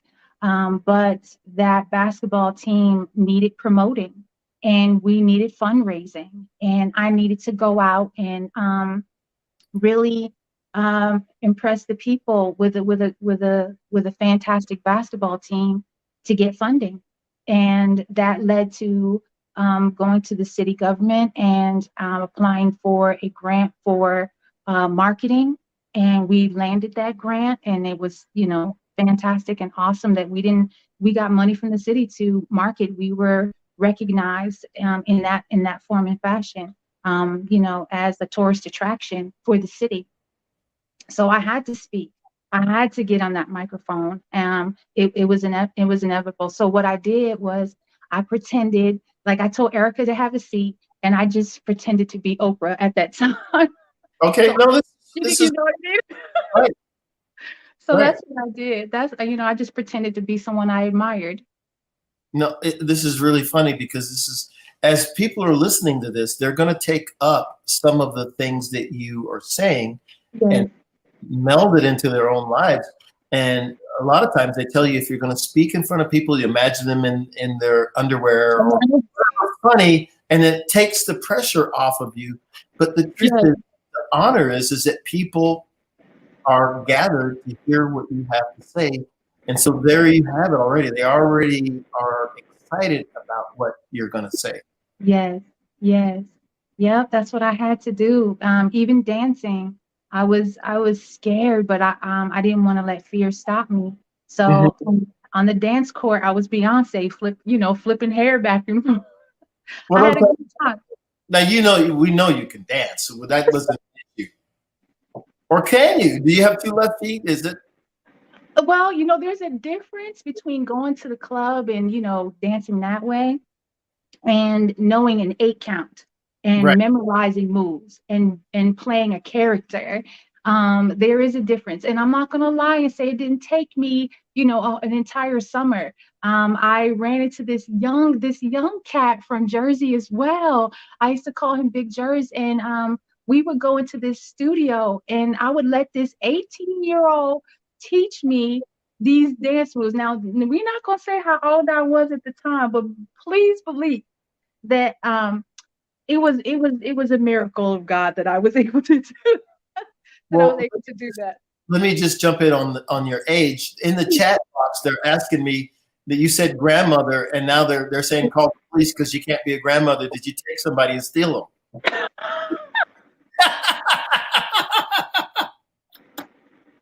So we don't know what to think now. Oh gosh, yeah, no, I'm definitely old enough to be a grandmother. My genetics have allowed me to appear, like I can hang with my daughter and I get asked if we're sisters, all the time, it's joy. That's what I can say it is. Despite the hard times, despite the rough times, it is joy. It is joy in my heart and soul. That's what it is. It is. This is what I've noticed. If for the African American community, if we take care of ourselves just halfway, we simply don't age as quickly as everybody else. We just look young. The melanin is a wonderful thing. It's a wonderful thing. Yeah, absolutely. Not to say, of course, I've been looking at magazines since I was, a young girl. So all those beauty treatments in there, I was trying them all. Yeah, you got to try that oil of Olay at night. Use a night cream in the daytime and you'll be fine. Right. Absolutely. We know basketball teams do a lot of traveling. What kind of traveling did you do? Were you going out of the country or what was going on there? Absolutely. We had managed to build a relationship with both China and Japan, and we were traveling to those places often. We would bring their AAU teams. We also had an AAU team. So we would bring their teams to Bremerton, Washington, and teach them American ball. And then we would go over to Japan and China and, and learn Euro ball. We took the adult team and got them jobs over there. We had a working relationship. My passport is stamped up. Absolutely. Okay, so do you speak a little bit of Japanese? I do not, but I do eat with chopsticks if that makes a difference. And what cities in Japan were you in? Oh, you cannot even ask me that right now. Like I can't to be able to pronounce some of these places. I couldn't even.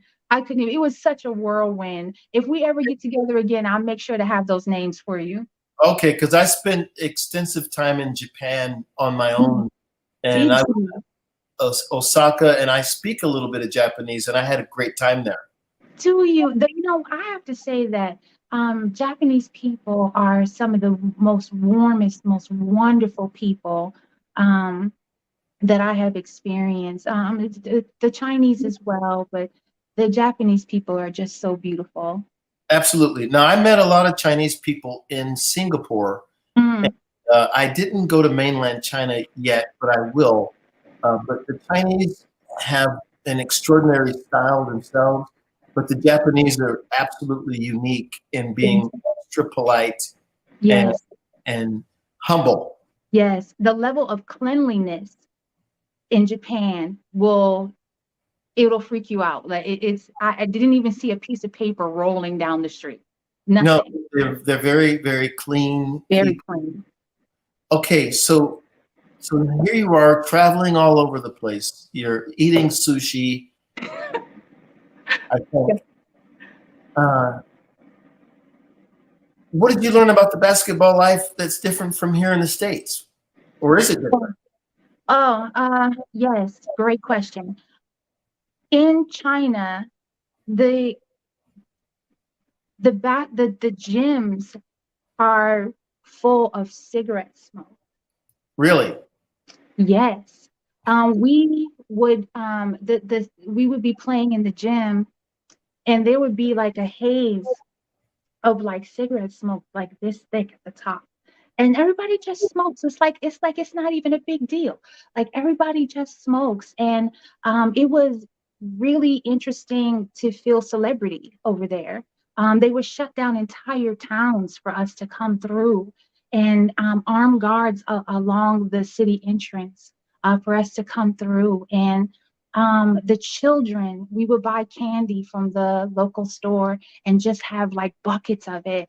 And the children would just run from every direction. And I mean, it seemed like thousands of children were, you were signing shirts and taking pictures. And it's just a really warm and welcoming experience. It'll have you questioning, what are you grateful for? It was just an amazing experience. I don't know. We actually went one year, came back the following year, and one of our players was plastered on the side of a bus as it rode by. We were just like, oh, okay. You know what I mean? What years was this going on? What years was this? Oh man, this was probably, let's see, 2016, 2017, 2018. This went on for 11 years. We ran this business. It was right up until 2020, when the pandemic broke out. We actually had tickets for Japan in our hands at the time. And our interpreter was back and forth with us. No, that she was saying, no, it's okay. You can come. And I was looking at the news and I was like, I don't think we should go. And then finally the word came down as she was speaking to us, the school that we were supposed to visit had shut down. So, 2020 on back 10 years, we ran this business, and COVID came and took it like that. So, right. So the COVID comes and shuts everything down, including the basketball business. And then you come to Virginia. Yes. And start a new life after divorce. And we're always sorry to hear about divorce. But it catapults you into writing and public speaking. Yes. What catapulted me was my diagnosis. Got it. I came here after divorce. My mother was here. I stayed with family to get on my feet, me and my children. And I landed a great job, got a new car, an apartment, and was off, doing what I know to do. And probably a year and a half into working, I was diagnosed with stage 4B cancer. And at that time, I was the healthiest I had been. Because of the divorce, my mind needed to change about some things. And so I was listening to quite a few motivational speakers. One of them, I named David Goggins, that I really enjoyed. A lot of people, say he's really harsh, but that's the kind of talk that I needed at that time. And him, and along with a few others, Eric Thomas, just to name a few, talked about this 1% and being up before the sunrise. And so I started getting up at 4:30 a.m. every morning to work out. And I loved it. It was the challenge. It was where I realized and recognized how to cross the bridge from who I was to who I wanted to be. Sure. And I could see her. I could see how she dressed. I could see how she talked. I could see the events that she was at and what she did for a living. But I needed to cross from where I was and who I was to that woman. I needed to outlast the thoughts that I had, the planted seed thoughts that I had from my past. I had to outlast them in order to make it to my future self. And around that time, after I had been diagnosed, I think I had my 12 rounds of chemo, lasting 3 days each. I was stage 4B, like I said. And I was the closest to death, and I looked the healthiest I had been since boot camp and, being with the Marines. And my aunt connected with some of the ladies from the Her Story 2 anthology, Bev Brooks, and that connected me to Carolyn. And it was a release. It was a beautiful release. It was only a 1,000 word submission. And after I got done, I felt like that wasn't enough, and that I needed to continue writing. And I also felt like I wanted to share my process of how I got over, how I outlasted my old self to walk into the new self. This is brilliant. And I think that what I'm loving about what you say is that some people think that a blow, a public blow, or something that happens to you defines you and crushes you. But no, you've got to come back every time. So we didn't read all of your introduction, but the analogy of the grapes that get crushed to make the wine, or the wine that the olives that get crushed to make the olive oil, and this molds you into a caring, holistic person, because we have to have these adversities everybody's going to go through. Yes. And effectively, we're all going to perish. Can't get off the planet without it. You can't get off the planet without. I'm working on something, but I don't know if it's going to, I'll let you know. Please do. So we see that this is Carolyn Wilson. She's been impactful with you. You've had great moments with her. You've shared with the other women. And you have 2 projects in the works. So although we're running out of, I want to just say this. We could have just talked all afternoon. Yeah. As we close, what 2 projects are you working on now? I have in the works right now a documentary called The Erica Robinson Story. And also simultaneously with that, I'm writing my next book called Badass. Oh my gosh. So listen, I'm just going to warn everybody. If you happen to be in this little town by Richmond and you see her, bring out a quarter if you're not happy. She'll knock up for you. Fees are much higher now. Inflation. Oh, okay. Cost of living allowance. So maybe 50 cents or 75 cents. Quarter's not going to do it anymore. Gosh, you are hilarious. Now listen, you're here. Everybody's listening. Give us a great insight. You've told us a lot, but what's something that you want to leave people with so they can say, that. Now you've done a lot already, but anything else? I would say my greatest advice would be to trust and know the inner voice. It won't fail you. Practice listening to the inner voice. 100 times over have I said I didn't listen to that inner voice, and I saw the result of me not listening to that inner voice. So that is across the board, whether it's your business, whether it's your family, your job. It does not matter what it is. Practice listening to that inner voice. It will not fail you. It will not fail you. That is God-given. I want to add in on that. I have a lot of times when the quiet little voice will say, hey, go and X, Y, Z, whatever it is. Yes. I used to just bully that voice and just tamp it down and go, I'm busy, I'm heading here. And then I started to go back and check and do or make a call or say something to that person, inner voice. And that inner voice is wise, but it's a very gentle voice. And so you have to be clear and really open to hear that voice.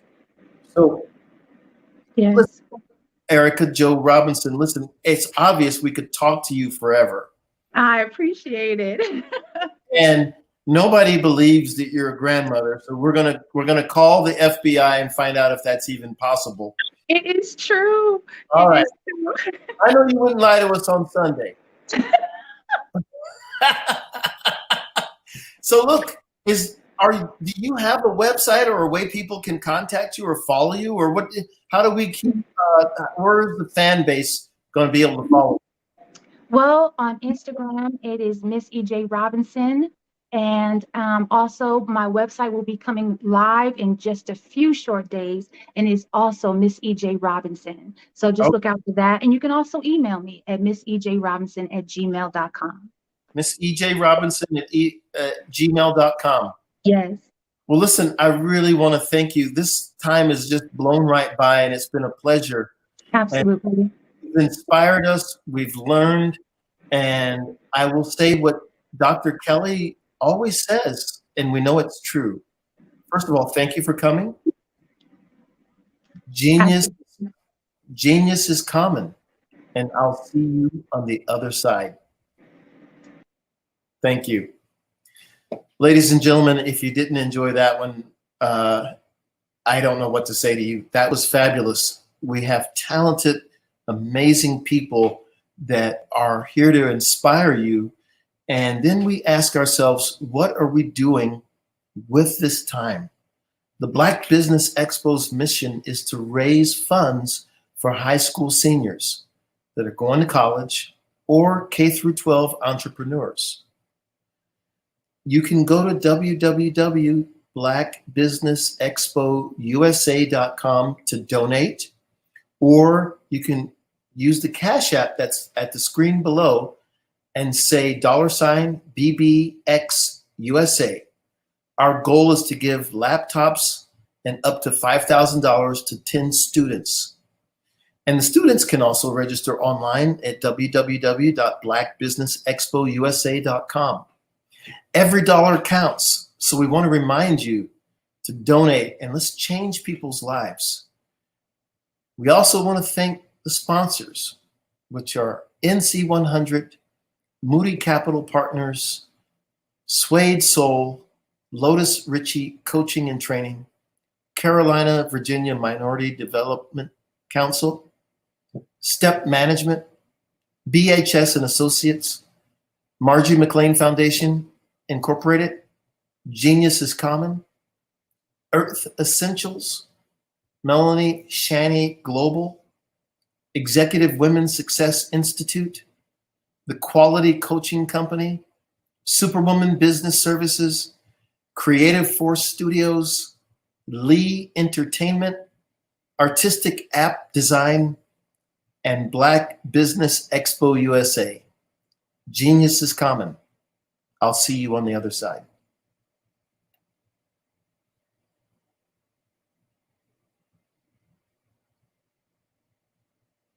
Over the past few years, we've seen the growth of existing and new initiatives focused on financial inclusion, building global networks, and reducing the wealth gap in response to the idea there's not enough seats at the table. Whether their outcomes are to increase the representation of Black executives on corporate boards, ensure an inclusive global economy, or to create new U.S. African commercial pathways, the strategies are often carried out by separate programs. The question is, should they be? With the continent of Africa being home to more than half of the world's fastest growing economies, the youngest workforce, over 400 companies generating more than $1 billion annually, 700 generating more than $500 million annually that are poised for growth, and being the destination of nearly $5 billion in venture capital in 2021. Diversifying U.S. and Africa commercial engagement by building bridges between African businesses and their U.S. diaspora should begin being seen as mutually beneficial. From helping to reduce Africa's enormous capital gap to catalyzing two-way trade opportunities, the COVID-19 global pandemic hopefully has taught us that global challenges and opportunities are more interconnected than we thought. During the pandemic, African companies like Unicorn Flutterwave, insurance provider Reliance Health, ride-hailing app Yasir, and 54Gene, the continent's first bank of DNA on people of African descent, proved that when African companies have access to networks, capital, and information, they grow big, grow fast, and create solutions that are valuable to the world. This is why Be Direct was created. We are the first U.S.-based but African-centric board preparedness and board search company designed to connect U.S. Black talent and corporations to African businesses.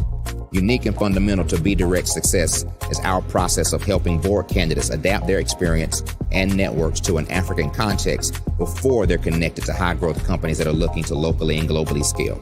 From our focus groups with African business execs and government leaders, we don't ignore the sentiment that business is easy, but people are hard.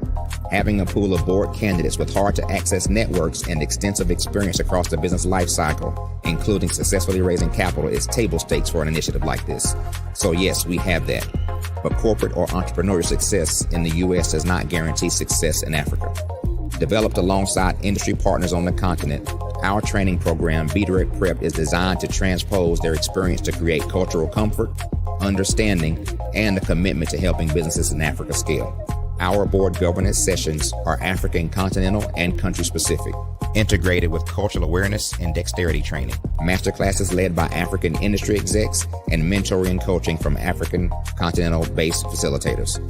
But even more unique to Be Direct Prep, we cap off our training program with an immersion trip to help candidates that have not been to Africa before see and feel Africa's complexity and opportunity from African soil. We all know traditional network-based board placement has historically left a lot of us out of ever really being in the paid board pipeline. Our strategy supports the work of many great organizations that are successfully filling seats at U.S. board tables by creating more tables for those that are still left on the sideline. It's time to start seeing the role and value of U.S. Black talent and businesses on the continent of Africa differently. Old perceptions and habits limit economic inclusion. Let's transition Black talent and the African businesses they will support from the periphery of the global economy to its core. Living in a global lockdown, we all know now how fast local and global economies can change and see the value of having businesses that hire, strengthen local value chains, and even grow globally. Status quo in any form holds back progress. We must democratize U.S.-Africa commercial engagement by socially and economically connecting cultures that have long been disconnected. It's time for Africa's U.S. diaspora to redefine their global value by helping African businesses scale continentally and globally.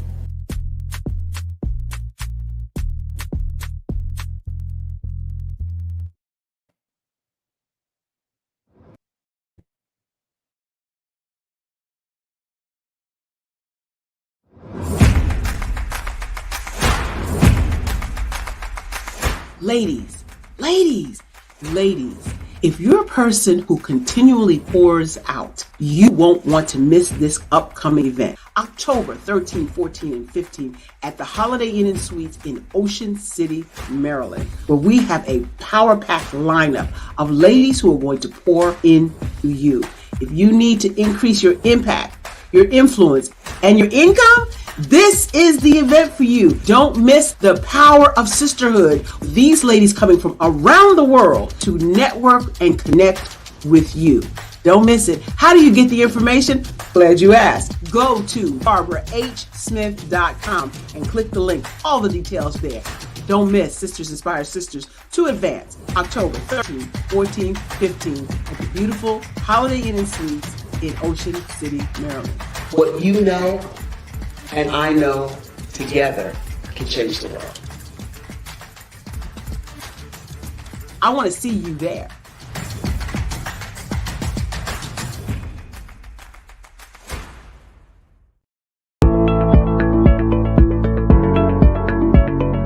Prepare for what's coming and dominate in economic winter. Stand strong and thrive by showcasing your great products and services globally through the Black Business Network. Artist to me is a creative expression of something from nothing. You know, it explodes onto the canvas, or it explodes on in my work. One of the things that I try to do more than anything is I try to just give the lines and the movements and emotions and expressions into what I do. Art really means to me a chance to express how I feel deep down inside.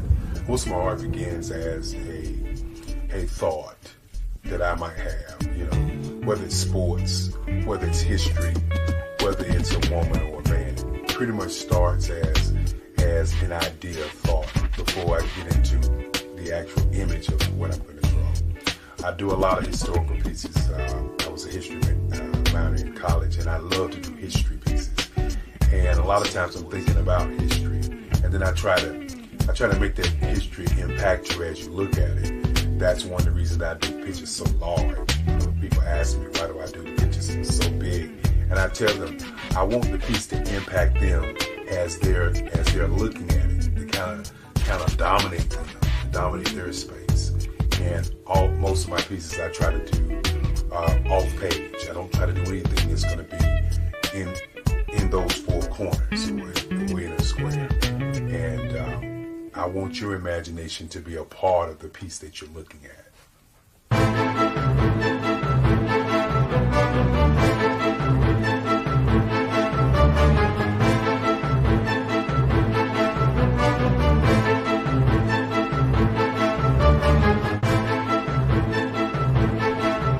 The way I feel when I'm drawing, when I'm creating something, is I feel free. I feel like there's an anticipation of something that's going to come. I try not to draw first. I try to draw second. And what I mean by that is I try to allow myself to kind of get into the piece and just relax. Sometimes I miss time. I'll draw 2-3 hours, sometimes 4 hours. And while I'm drawing, it's just a free. I just feel free. I mean, I feel like time stands still.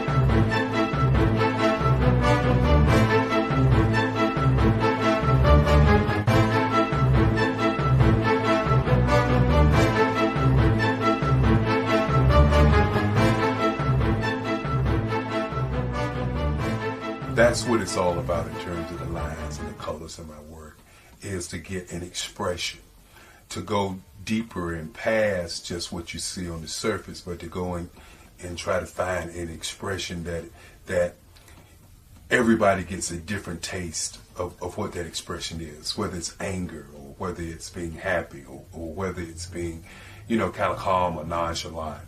That expression that people take away from the piece is the most important part of what I do as an artist. Bold is the size of my pieces, where I try to do the piece larger than life, to kind of push forward toward you. That's what the boldness is all about. It's not so much about the lines, it's about the size.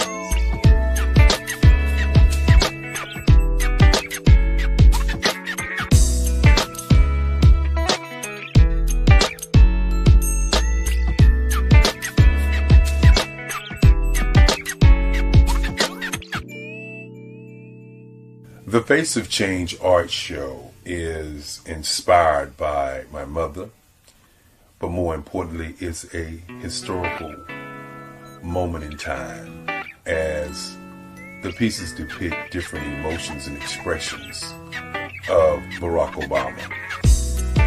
The 44th president is indicative of the 44 pieces of art that I have done in this particular collection.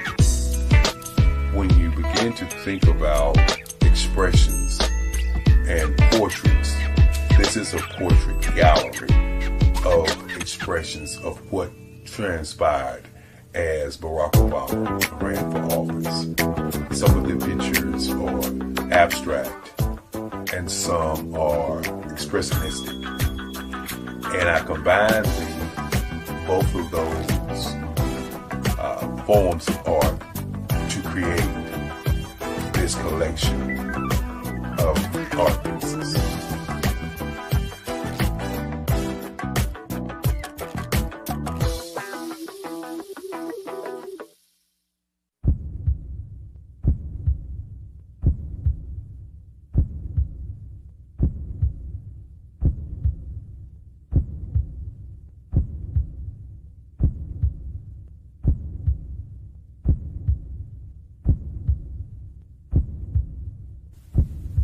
Overcomer.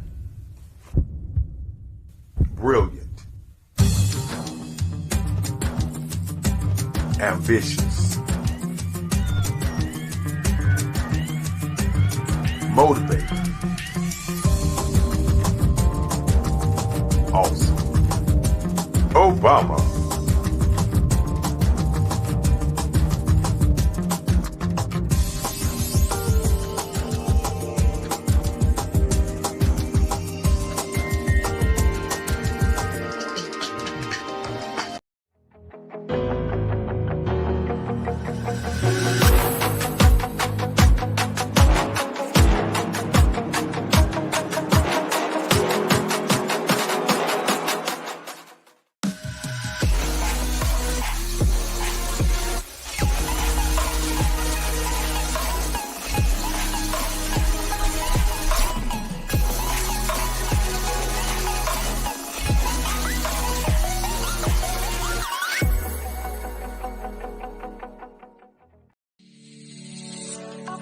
Did you know that our black dollar only lasts for 6 hours in our community? Yet other communities, their dollars last for 19 to 30 days. The Black Wall Street Nation. Black Wall Street Nation. Yes, that's why we created the Black Wall Street Nation. Black Wall Street Nation is a centralized directory available to all black businesses across the world. It was created for businesses like you, the ones that want to start and the ones who have a dream that have already started, such as businesses like Drop in a Bucket Productions, Valito Foods, Sugar Tea Branding Firm, All the Dazzle, Bun Cakeaholic, Miss Riot, and you. We'll have marketing, seminars, and some funding coming soon just for you. So, we want you to come and join us. www.blackwallstreetnation.com. See you there.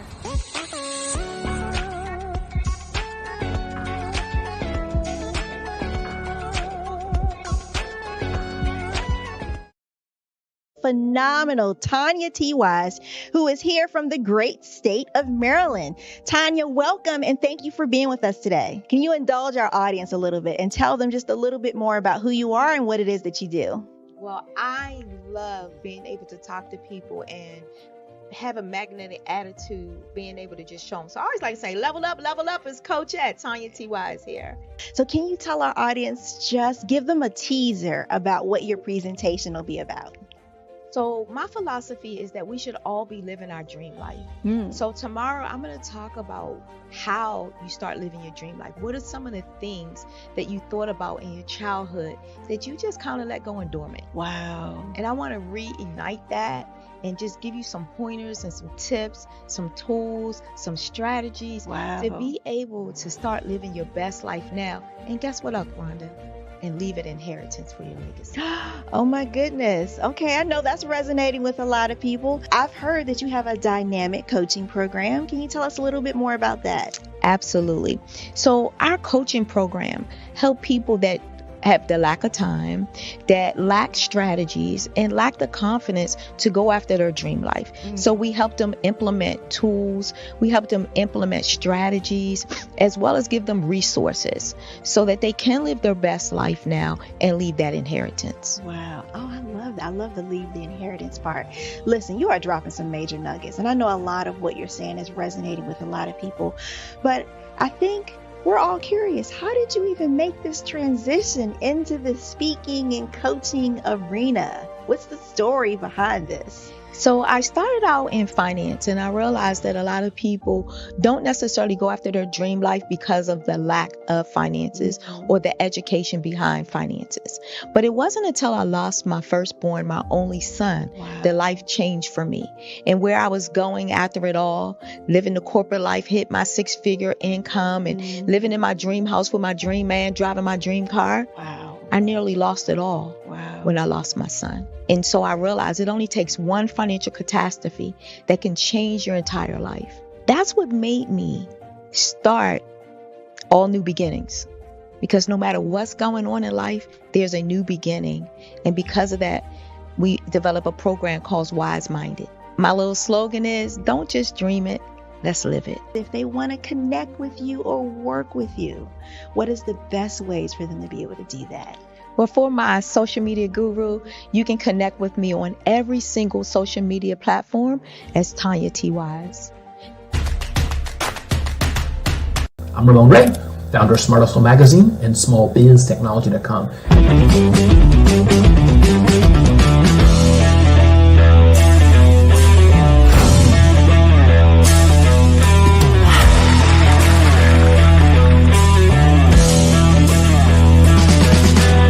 You're here today to celebrate small business success. Stand up on your feet. You rocked the house. It was amazing. Didn't we learn? For me, success comes from failure. One thing not to do is shake somebody's hand like this.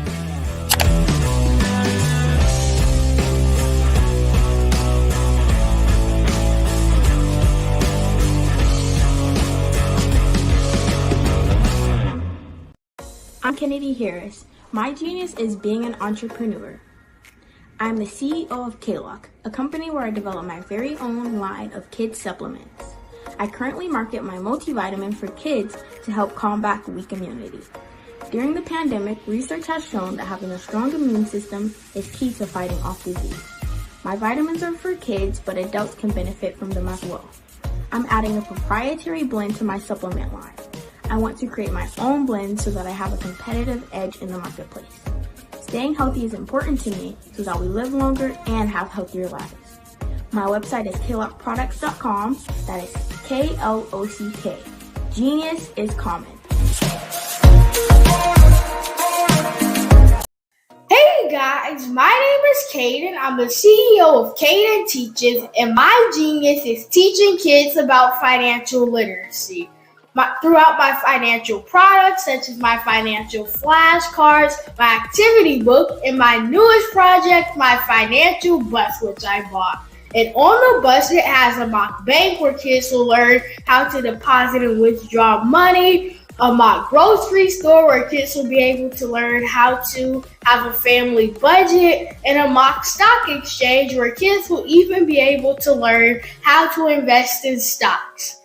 Now, I decided to start teaching kids about financial literacy because I find that most kids graduate high school without even knowing the basics about financial literacy. And I feel if I were to teach kids about financial literacy, that I would be able to help kids tap into their genius. And I actually learned about financial literacy to my dad because I would go to business meetings with him and I would always see that they were talking about financial literacy. And at that point, I didn't understand what financial literacy was. So I took it upon myself to learn about financial literacy and teach it to kids in a way that they could understand. But I want you guys to help me help kids tap into their genius by going to my website, cadenteaches.com, and you can sew into me in my financial bus by going to my GoFundMe link. And remember, if Caden can, you can too, because genius is common.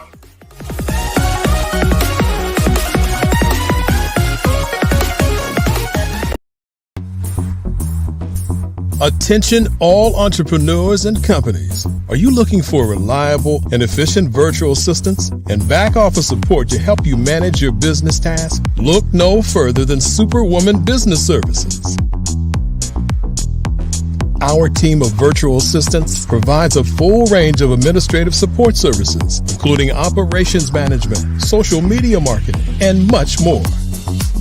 We also offer website design services to help you create a professional online presence that reflects your unique brand. In addition to administrative support and website design, we offer business development and structuring services to help you grow your business and achieve your goals.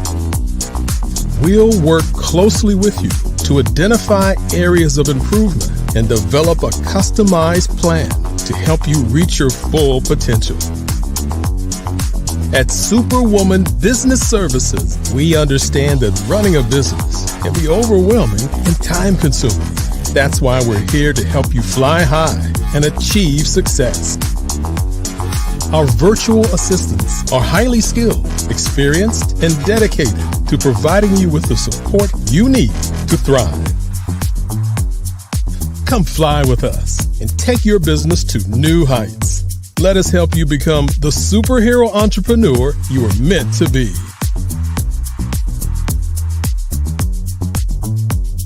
Contact Superwoman Business Services today to learn more about our back office support services.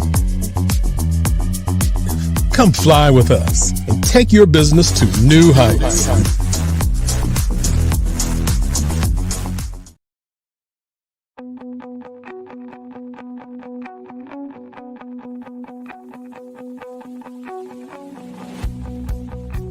I am Black Business. From the moment I wake until the time I sleep. Yes, I am Black Business.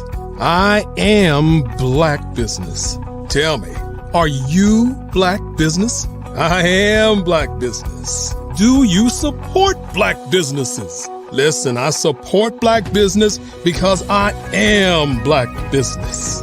Black Business Expo, one of the largest business showcases in the history of Black business in the world. The world! Sign up today at www.blackbusinessexpousa.com or call 919-308-9090. I am Black Business.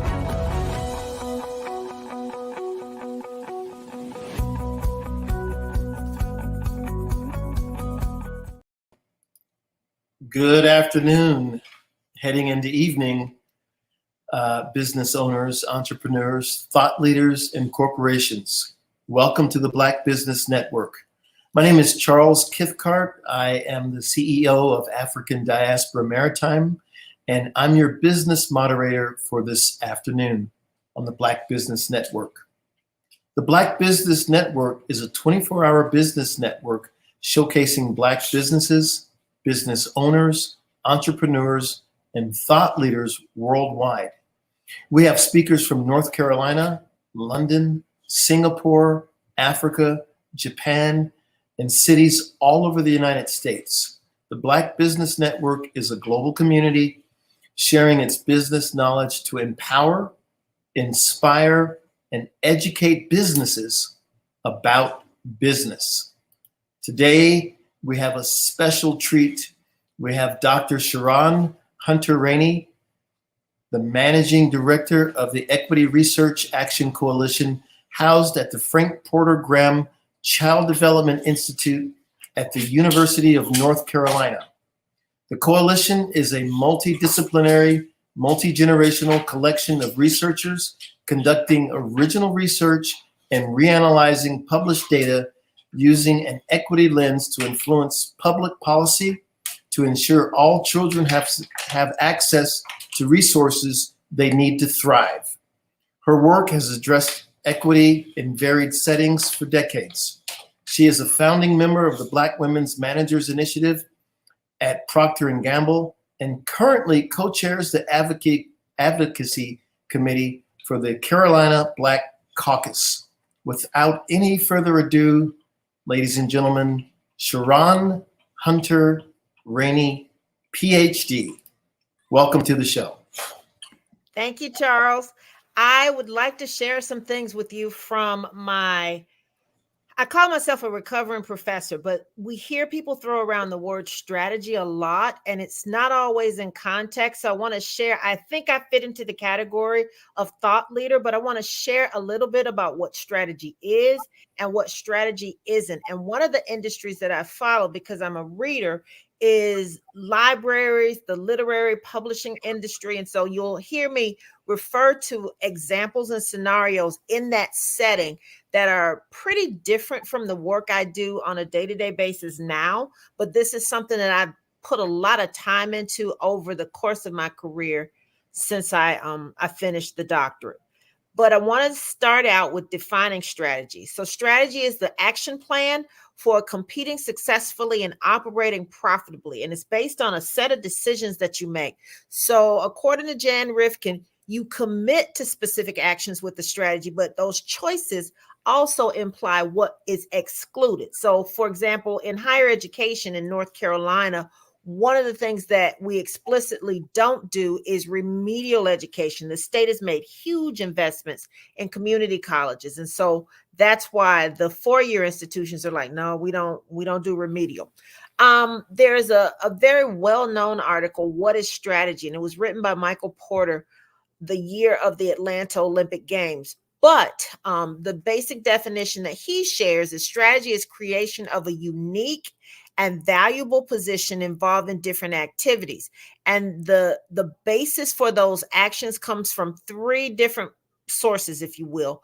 One is serving a few needs of many customers. Another is meeting the broad needs of a few customers. And then the last option is meeting broad needs of many customers. And so the few of many might be a place like Ulta Cosmetics. Broad needs of a few may be a specialty grocery store, like a place such as Wegmans. Not everybody's going to go to the Wegmans, but they have prepared food, they have a little restaurant. There are different styles of restaurants in Wegmans, but it covers the needs of a select few that actually shop there. The broad needs of many customers, the best example I can share is Walmart, where everybody can find something they need in Walmart. If it's something to wear, something to eat, and everything in between, household items, household cleaning supplies, things for your car. But Walmart is the best example of broad needs of many. There's another approach. Are you sure you have a strategy? Are you sure you have a strategy is looking outside, but you're looking outside and trying to figure out how are we going to meet our goals. And so there are 5 areas that matter. One is arenas. The next one is vehicles. The third is differentiators. Fourth is staging. And fifth is economic logic. So arenas, it's what product categories do you compete in? So when I talked about Walmart is in a lot of different categories because it's got all those things I named before.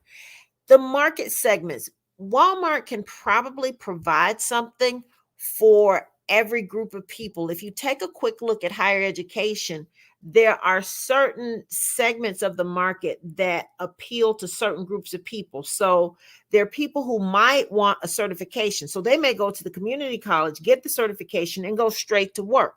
There is nothing wrong with that. We've been targeting a lot of people into 4-year degree programs when what might match what they're doing is what's available at the community college. There are geographic areas that people pay attention to. And so some things are local, some things are national, and there are other things that are global. There are universities that have a local presence. So I'm in Durham, North Carolina, and one of the schools in Durham is North Carolina Central University, which is an HBCU. Another school in Durham is Duke University. Duke has a main campus here, but it's also set up a satellite campus. And what is happening with the satellite campus is they're taking people from the United States who go and collaborate with partners in Asia to make it happen in those places. The core technologies matter. And I told you earlier, I pay attention to publishing and libraries. In my day, when I was growing up, I used to go to the local library and like to find things. You would look in a card catalog.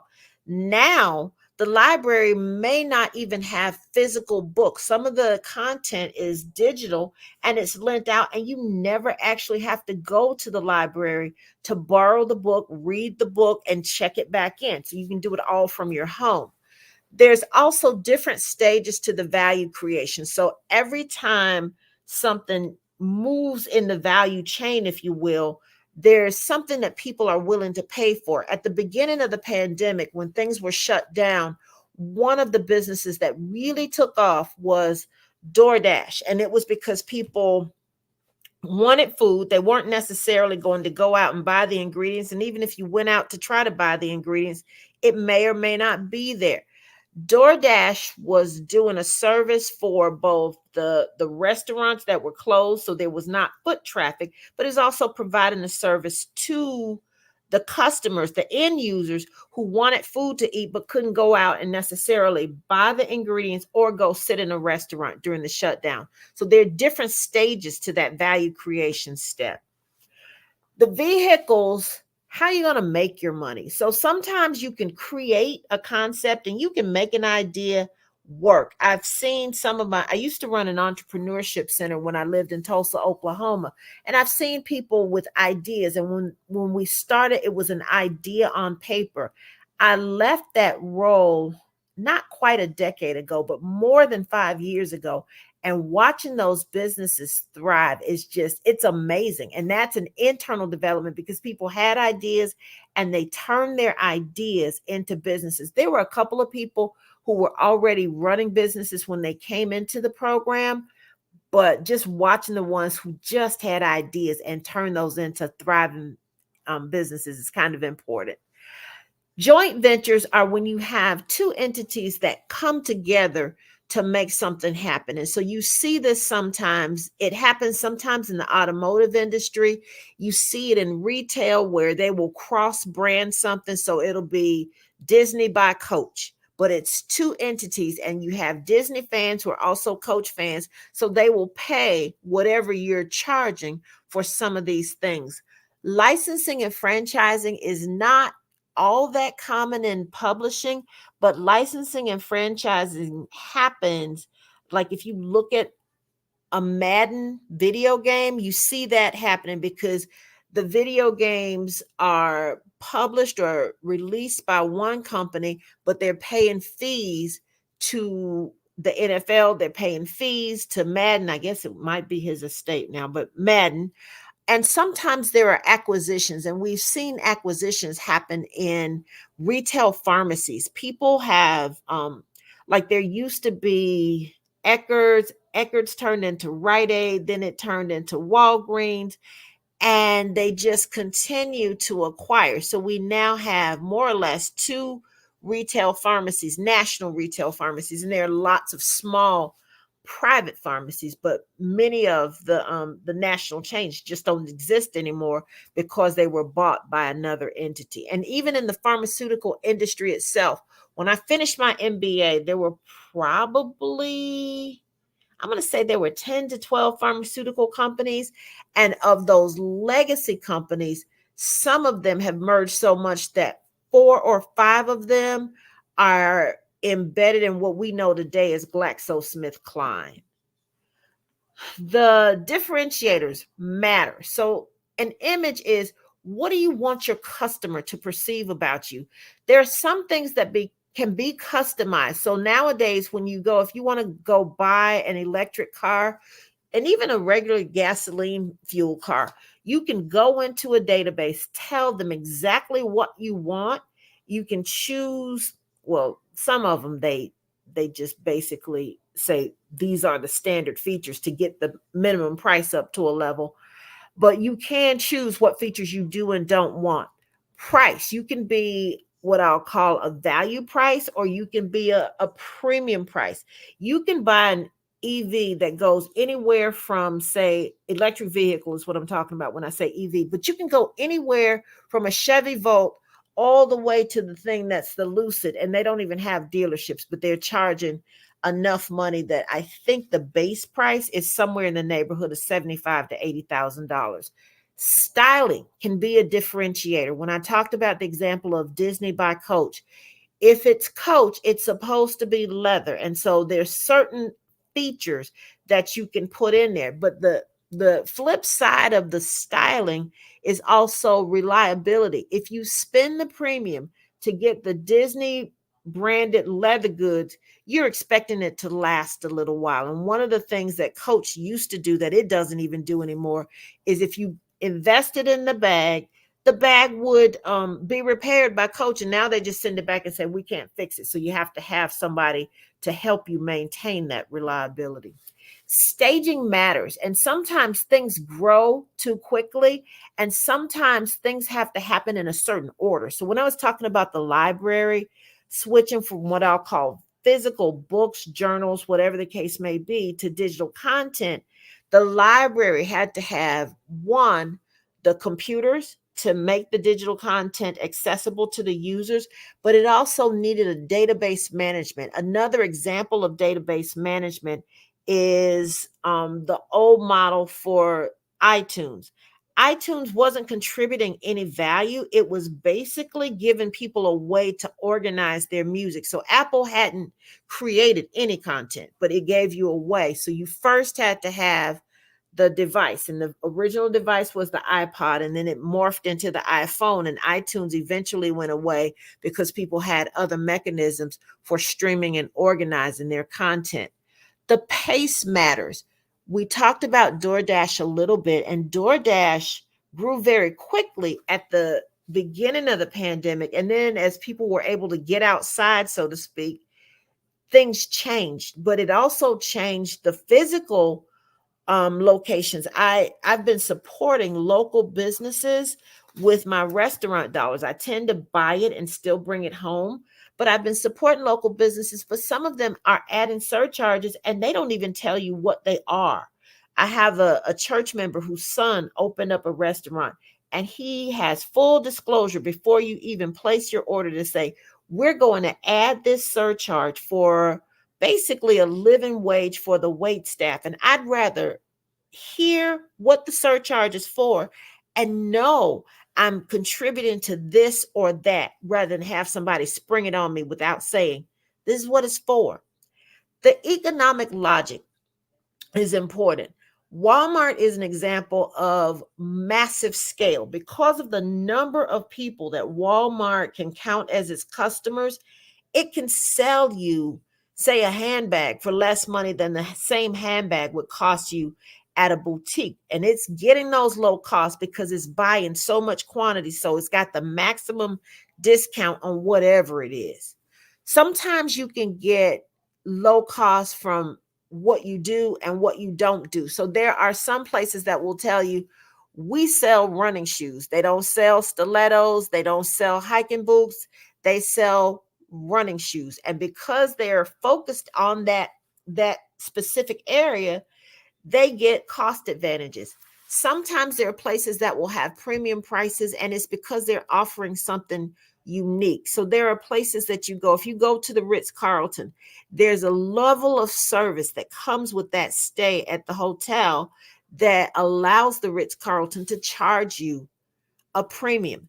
There's sometimes proprietary features. There are eyeglass lenses, and I can't think of the name. I think it's Luxottica, but there's a premium on this lens because it's non-glare, it's high definition, and it's supposed to be incredibly durable. And those are all proprietary features in one lens that people are willing to pay for.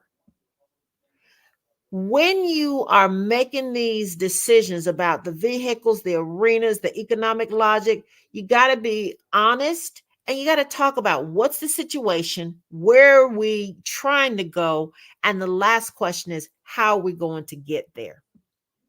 So when you have any organization, it can be the biggest business, it can be a mom and pop that you started last night, but there are some environmental factors that you have to pay attention to. The first one, the central one, is the actual organization itself. And so there are forces and conditions outside the boundaries that affect that organization's ability to get resources and to use those resources. And these external forces vary over time. And we'll get to the SWOT analysis in a minute, but there are opportunities to reach new groups or to enter new markets by enhancing your competitive position. But there are also threats from new competitors. And so when DoorDash got what I'll call the run at the beginning of the pandemic, then we saw Uber Eats, and then there are local variations of all of those. And so that's an example of a new competitor coming into the space. This concept, so we talked about the organization. The organization operates in two environments. The first one is the task environment, which is closest to the organization. The task environment speaks to what the organization is trying to do. And like I say, it can be a mom and pop, it can be Walmart, it can be the federal government. And outside the task environment is another broader environment, and that's the general environment. So within the task environment, there are four elements. The first one is competitors.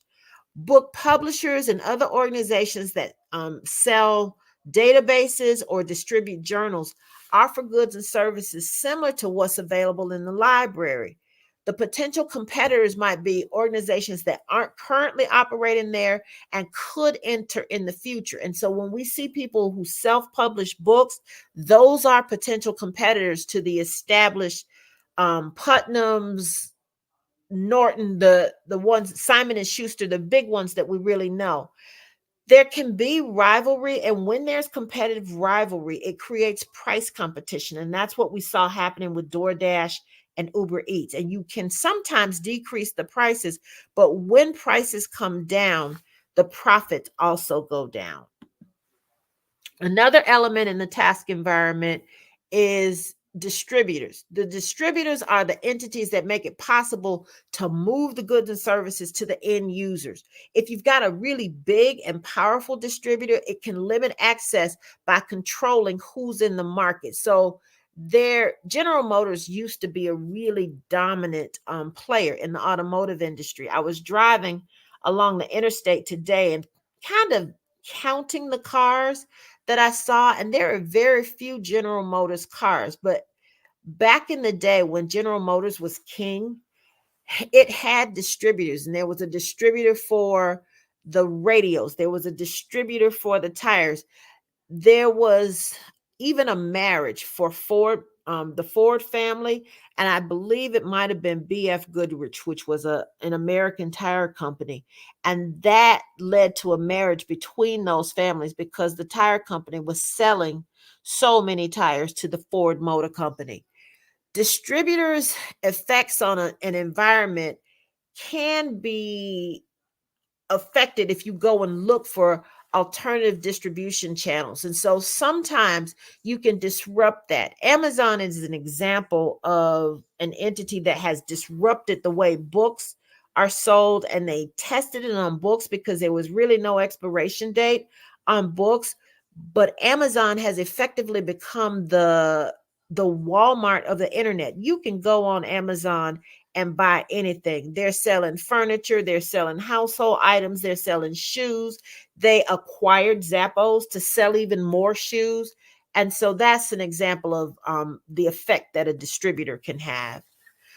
Customers are any group of people using the goods and services available, and you can identify the primary user to ensure what they need will be key to the operations. There are some entities, though, where the end user is different from the person who's actually experiencing the service. And the best example I can give of that is childcare. So a parent puts a child in childcare and pays the bill, but the end user is the person who's affected by the treatment and the teaching and learning that happened in that arena while the parents are off at work. The last element of the task environment, I believe it's the last one, is suppliers. And those are the individuals and organizations that provide the input that you use to create content. So in publishing, authors might be the suppliers. In research publications, again, authors are suppliers. When you have sole source suppliers, those suppliers have a strong bargaining position. Once upon a time, I worked for Procter & Gamble, and Procter & Gamble had a product called Metamucil. The primary ingredient in Metamucil is psyllium. It's grown in one place. It literally is the primary active ingredient in this over-the-counter drug. And so because it's grown in one place, the people growing that crop have the power. If you go to McDonald's and you eat French fries, the majority of those French fries come from potatoes that were built to or grown to a specific specification. Supplier effects are diminished when you have more than one entity that can supply whatever you need. It can be airbags, it can be tires. If you got a competitor, that helps you. Let's see. The last element in the task environment is barriers. And so a barrier makes it hard for somebody to copy what you do. And so sometimes if you're big enough, people can't copy you. And sometimes customers have preferences for what's available. So up until about 1973, people in this country had a preference for American cars. And then there was a fuel crisis. And when the price of gasoline went up, the Americans were building these inefficient cars. People started looking at the foreign cars, and that option led to what I saw today when I was driving along the highway, where very few of the cars I passed were American, and fewer of those were General Motors. The barriers to entry can be related to economies of scale, and that's how much it costs you to make something. It can be brand loyalty. There are some Midwestern cities that are union towns. And so for a long time, even after the rest of Americans had walked away from American cars, in those Midwestern cities, there was still brand loyalty to the American. Sometimes you can create barriers to entry, and those barriers come through agreements. So you buy 80% of a supplier's stock. If they've only got 20% to sell, you've created a barrier to entry. And all of those things together can stop the competition. We talked about the task environment, and then there's a general environment. I'm almost to the finish line, but there are about 6 forces. One is the economic forces, and we're experiencing that right now. Interest rates is an example. The interest rate for a mortgage right now is sitting right around 7%. It hasn't been that high in 20 years. We've got low unemployment, but we've got high inflation. So things that we were paying like $5 for, $4.99, $5 for before the pandemic, we're now paying $8.49 for the same item bought at the same store. So inflation is a factor. These are forces that internal management can't influence, you can't control, but they profoundly affect organizations. There are places that are saying, well, our sales are down, our profits are down. And it's partly down because of inflation. People's salaries and the money they have to spend have not increased at the same rate as prices. And so you want to pay attention to how those external forces impact whatever it is you're selling, a good or a service or both.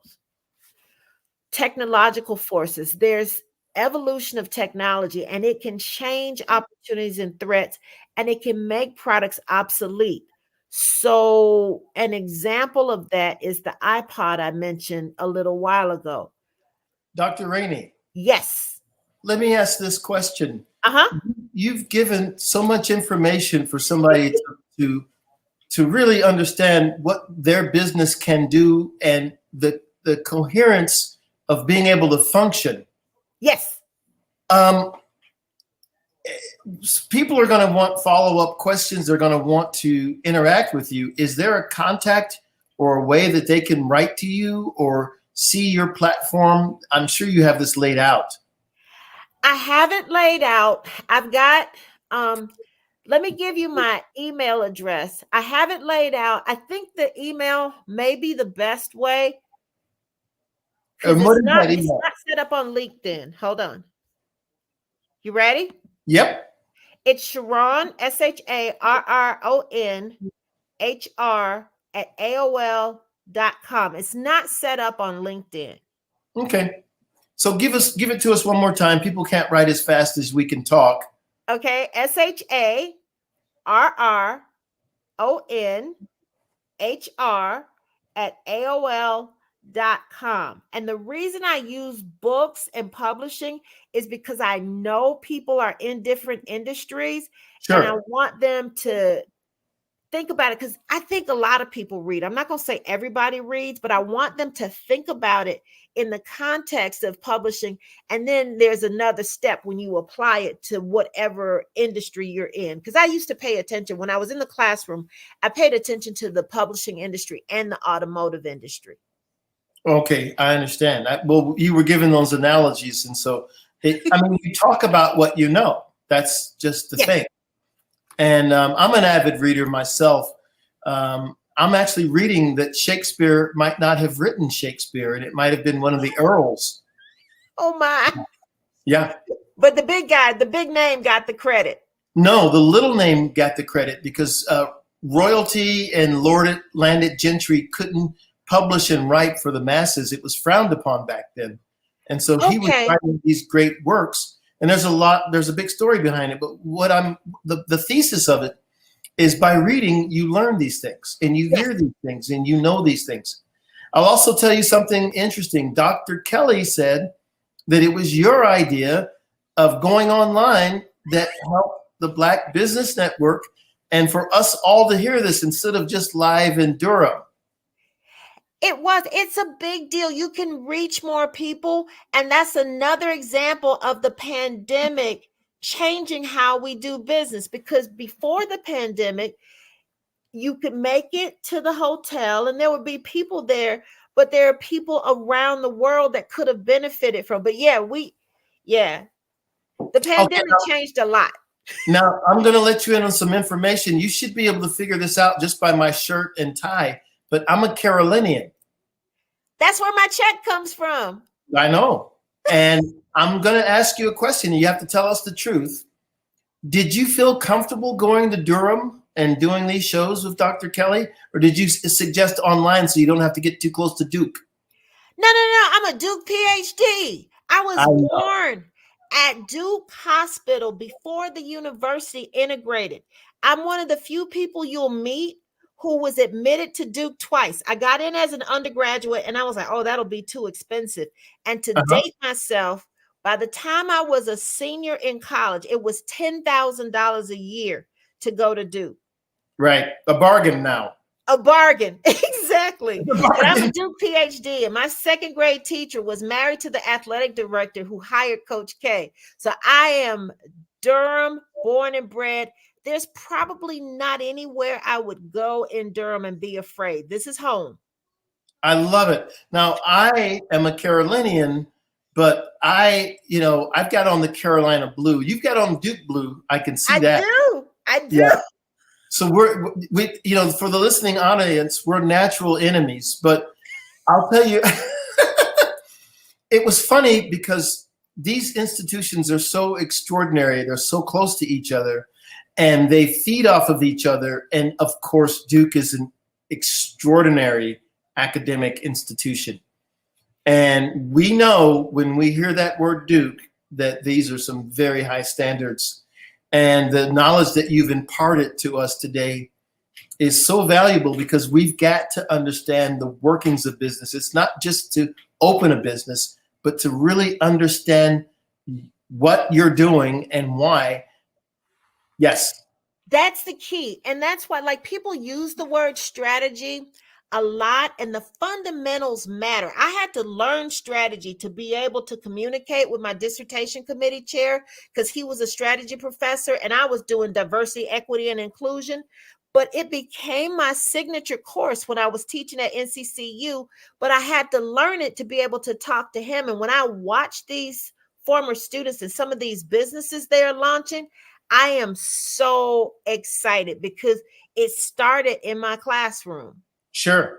And the thing I'm loving now is that I remember when someone came to visit me in my office, and I had a bunch of books about my business and what I do. They said, well, you don't have any business management books. And I said, well, they're all in my drawer right by my desk because I grab those all the time. And when you learn business strategy, your business can be supple. You can adjust. You can forecast and see what's coming. And business forecasting is one of the things I love because you are preparing for what you think is coming as studying the trends. Right. So, and you know when to pivot. And that's why I was talking about those environments. So people have an understanding of when to pivot. And the pandemic forced Kelly to pivot sooner than he might have. Right. Well, this is amazing. So when I come down there, because I'm a Carolinian, my parents were born there, my grandparents were born there, and I was born there. So I'll be down, and I'm sure we'll all get together and go see the Durham Bulls. And I'm thrilled to have met you and to listen to this program. It was extraordinary. I've just been taking notes. And Dr. Kelly's vision for the Black Business Network is so inspirational because sometimes we get frustrated in our day-to-day walk, we don't see enough excellent people all the time. And this program is excellent people all the time. And we just everywhere. From everywhere. So we're used to it now. We love seeing it. And I want to thank you for coming on and imparting some of your extraordinary resources and intellect and knowledge. And as they say, genius is common. I'll see you on the other side. Thank you, Dr. Rainey. Thanks. Ladies and gentlemen, it's another guest that is helping us, teaching us, showing us strong intellectual capabilities. And all we have to do is look at this and realize the answers to success are there. We know that the Black Business Expo's mission is to raise funds for high school seniors going to college or K through 12 entrepreneurs. I'm sure you've seen some of those commercials. So if you want to donate and support this, if you're enjoying the speakers that you hear, the banter, the knowledge, the things they're imparting that you experience, then go to blackbusinessexpousa.com and donate. Or you can look at the bottom of the screen and for Cash App, and it's the $sign BBXUSA, Black Business Expo USA. Make a donation. The goal is to give $5,000 and 10 laptops out to students. And the students can register at blackbusinessexpousa.com. Every dollar counts. We need the help, and we're going to turn more successes by our efforts, and we're going to make the Genius is Common theme common amongst all of us. I want to thank our sponsors for making this possible. NC100, Moody Capital Partners, Suede Soul, Lotus Ritchie Coaching and Training, Carolina, Virginia Minority Supplier Development Council, STEP Management, BHS and Associates, Margie McLean Foundation Incorporated, Genius is Common, Earth Essentials, Melanie Shani Global, Executive Women's Success Institute, The Quality Coaching Company, Superwoman Business Services, Creative Force Studios, Lee Entertainment, Artistic App Design, and Black Business Expo USA. Genius is Common. I'll see you on the other side.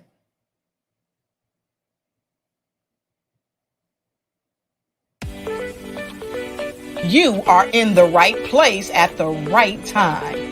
The Black Business Network opens again for its Black Business Olympics, a 24/7 broadcast on business, strategies, global branding, social media marketing, finance, advertisement, and much, much more.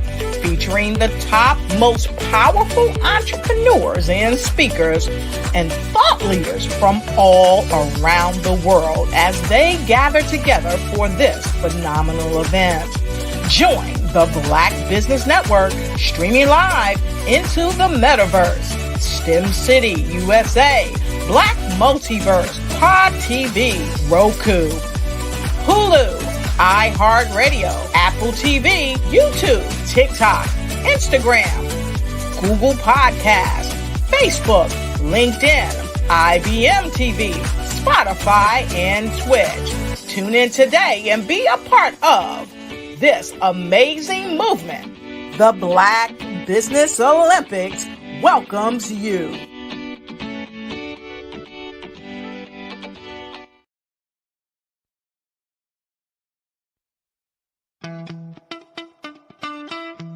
How many times have you been asked to help someone you didn't even know, a student, a business entrepreneur, or did you ever even ask, where did they end up?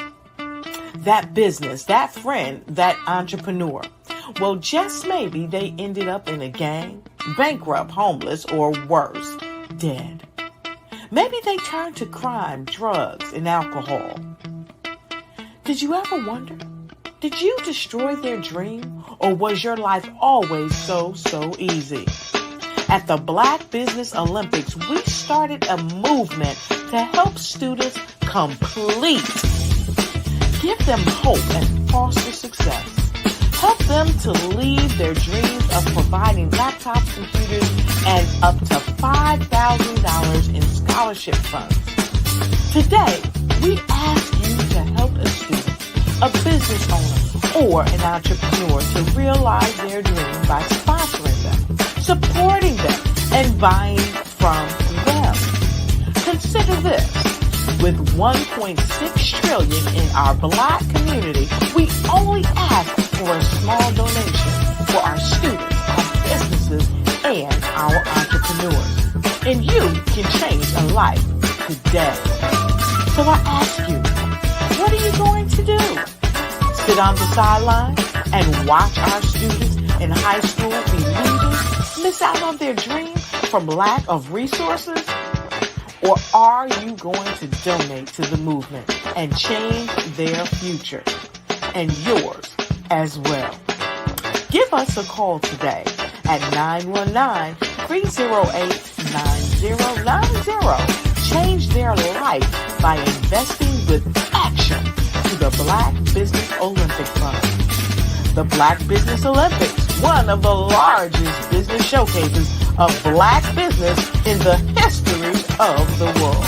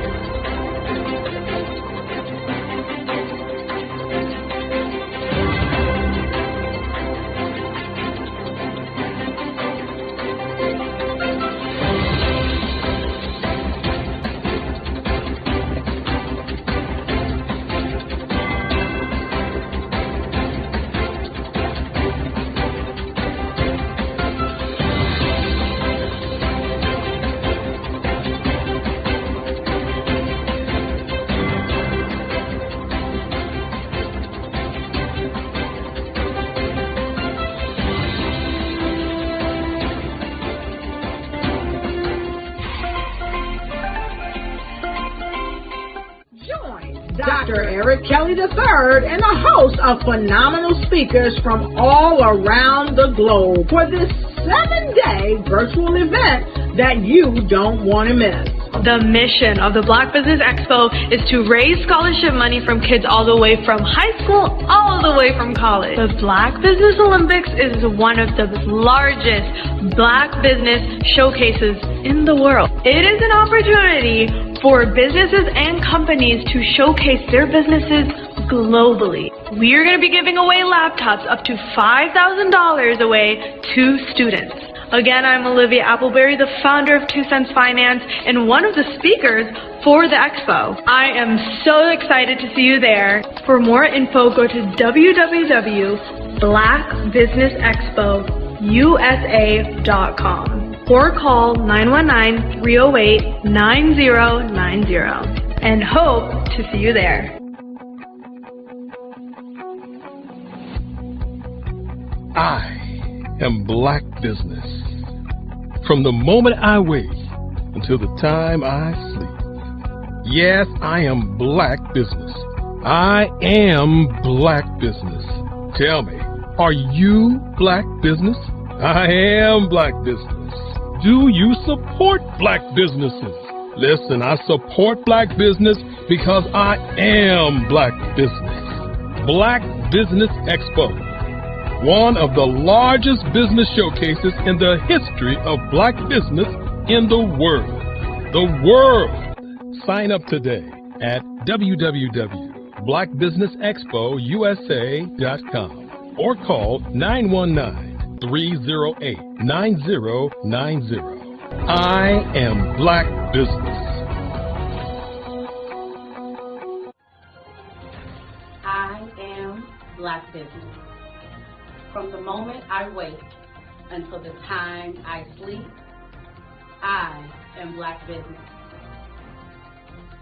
I am Black Business. Are you Black business? I am Black business. Do you support Black businesses? I support Black business because I am Black business. Black Business Expo, one of the largest business showcases in the history of Black America in North Carolina. Join Dr. Eric Kelly III and a host of phenomenal speakers from all around the globe for this 7-day virtual event that you don't want to miss.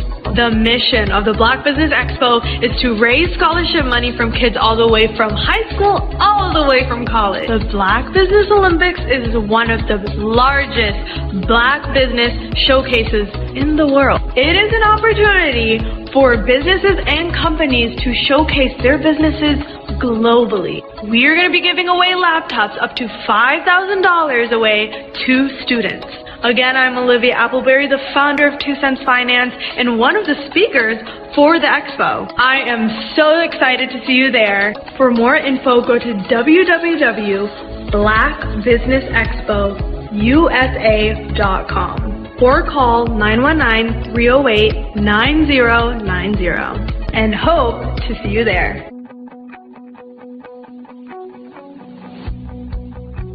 I am Black business.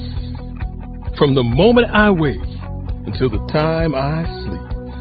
Yes, I am Black business. I am Black business. Tell me, are you Black business? I am Black business. Do you support Black businesses? Listen, I support Black business because I am Black business.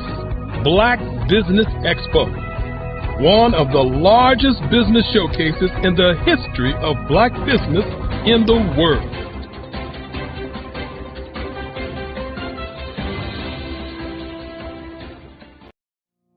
Did you know that approximately 333.34 million businesses exist today, according to a report from 2021? And you may be one of those businesses, or maybe you're not in the business market yet, but you're aspiring to be a business owner.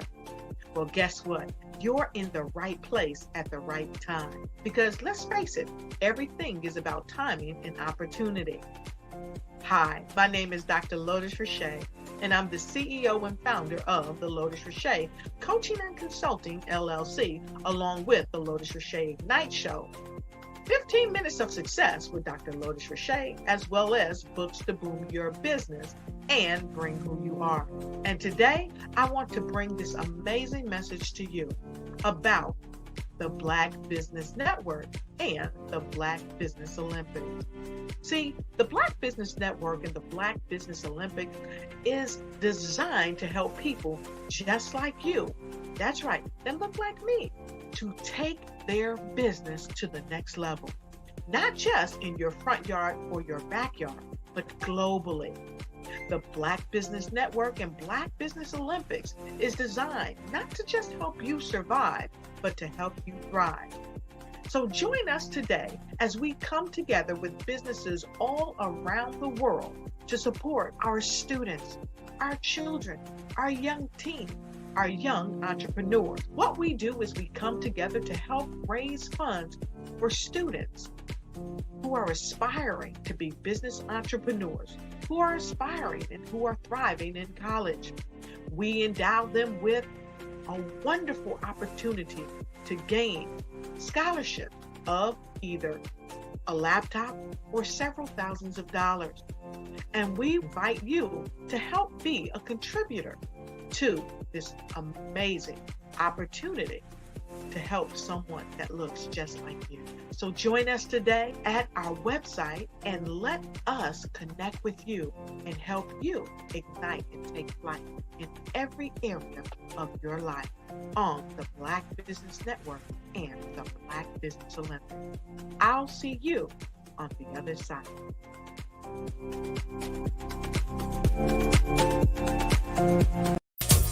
Sailing has become a passion. That's what it's done for my life. African Diaspora Maritime, or ADM, is an America's Cup team based in Baltimore. It's led by Executive Director and longtime maritime captain Charles Cathcart. He was a member of the 1992 America's Cup winning team. He wants Baltimore to experience it all. Everybody wants to be on an America's Cup team. So it's known how many America's Cup teams there are. And when this is out already, people are asking, can I be on the team? The effort will take about 45 people and cost some $80 million. Building a racing vessel, launching it, and training the sailing team will be funded in part by sales of merchandise. Branded jerseys for men and women, in addition to donations and sponsorships. Cathcart says he has sponsors lined up already. Along the way, he hopes to bring to the community the history of the Black mariner, offer internships, and get young people involved. STEM is the America's Cup, so you have to build and design your own vessel. So just doing that and us doing webinars is going to be exposure to it. And people are going to be excited because the America's Cup is high end. Cathcart says he wants people to be able to watch history in the making. We're going to have a way for people to come and see the boat being built. So we're going to partition it, and just like the video you saw of the build, we'll have a glass partition and people can watch from the other side the process. You can find out more about the ADM team and how you could take part by going to our website. Lisa Robinson, WBAL TV 11 News. An organization called African Diaspora Maritime just announced a first-of-its-kind sailing team that will be based right here in Baltimore. This team has some groundbreaking goals. Alex Glaze has much more on the story, and he's going to break it down for us. This is the chance for us to change the conversation in America, with Baltimore leading the way. As a member of the 1992 America's Cup winning team, Charles Cathcart knows what it takes to win. But his vision for ADM's sailing team goes far beyond what happens in the water. The goal, besides just the racing, is to reach out to the communities that need support, that need vision, that need a way to get people more involved in a wide variety of topics. The plan is for the Baltimore-based team to be easily accessible to young people and give them an opportunity to learn. ADM's program will not only teach the sport of sailing, but also the math, science, and engineering behind the new technologies of sailing. These skills are going to be needed to expand the knowledge of these young people in their futures, even if they choose not to continue with competitive sailing. ADM is hoping to introduce yachting to a new audience and show the world how sports and community can affect change. What we envision happening is that with this team acting just like a Jamaican bobsled team, people from around America are going to focus in on Maryland and see how we're doing things. And if we do the things that we should with this team and reach out to people and get everybody involved, as many people as possible, we're going to be a template for the things that can change in this country. I absolutely love this. I mean, them teaching more than just the sailing, the science behind it, the endurance, a lot of things that have to come to fruition. A lot of math, and you would think that a sailor would be, you know, scrawny, small guy. No, they're saying that these guys are built like defensive backs for the Ravens. So these are bigger, in shape guys. That they might do a little double dose there. They might sail during the week, play for the Ravens on Sundays. We'll see. How long a program is it? Do you know how long it takes for them to learn? I don't know how long it takes, but they were saying it costs a lot of money. I'm sure it does. Almost $100 million to put together a winning team. That's a lot of money goes into that. So glad to hear that you're going to be supporting the project.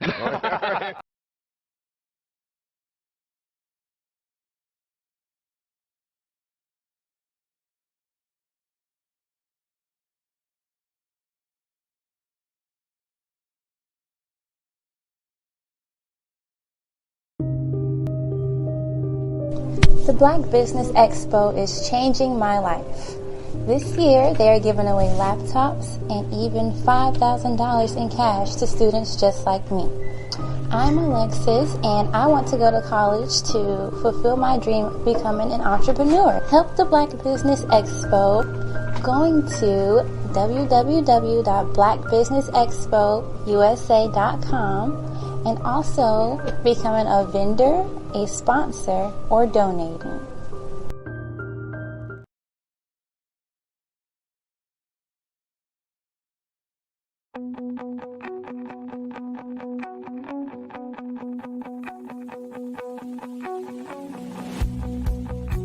I am Black Business.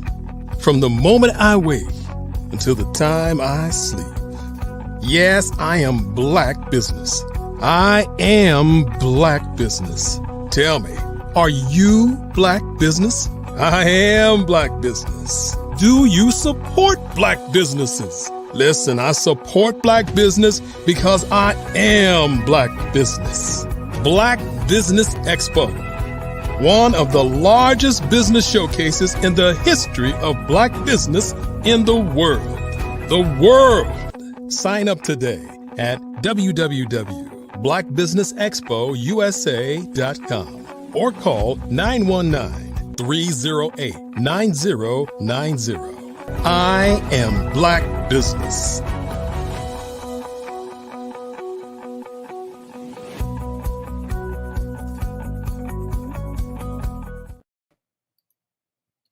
Well, good evening, business owners, entrepreneurs, thought leaders, and corporations. Welcome to the Black Business Network. My name is Charles Cathcart. I am the moderator for this evening on the Black Business Network. The Black Business Network is a 24-hour business network showcasing Black businesses, business owners, entrepreneurs, and thought leaders worldwide. We have speakers from North Carolina, London, Singapore, Africa, Japan, and cities all over the United States. The Black Business Network is a global community sharing its business knowledge to empower, inspire, and educate businesses about business. This evening, we share now with the founder of the Black Business Network, Dr. Eric Kelly.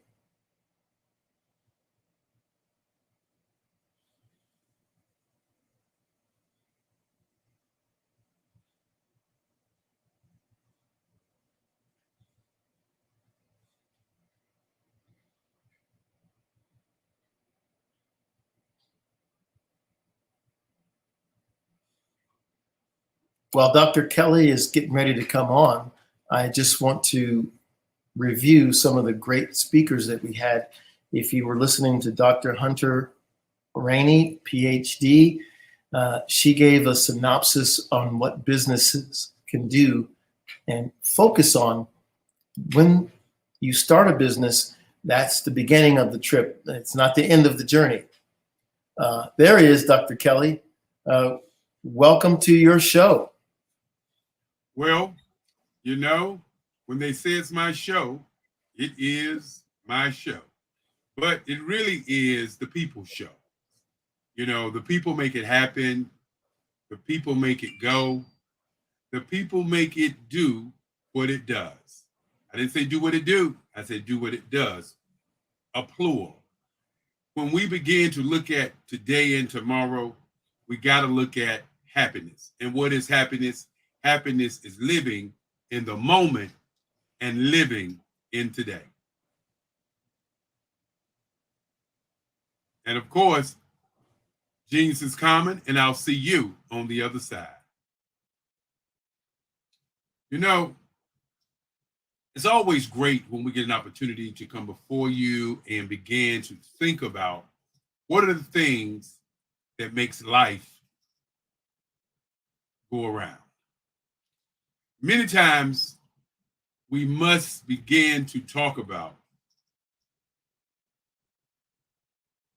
the game of time and energy. The game of time and energy. You know, all week, 7 days a week, I was thinking about what to leave with you after all these tremendous speakers from around the globe have said. On Monday, we had speakers to speak about inspiration, empowerment. On Tuesday, advertising, public relations, marketing, merchandising, and sales. Wednesday, 64 ways to do your business on the internet, social media, all day. And then on Thursday, diversity, equity, and inclusion. And of course, Friday, understanding that the average age on the planet is 29. With that being said, we had people talking about Generation X versus Generation Z. And oh, what a wonderful time Friday was. And then Saturday, Saturday was a time that we did Black business and the culture.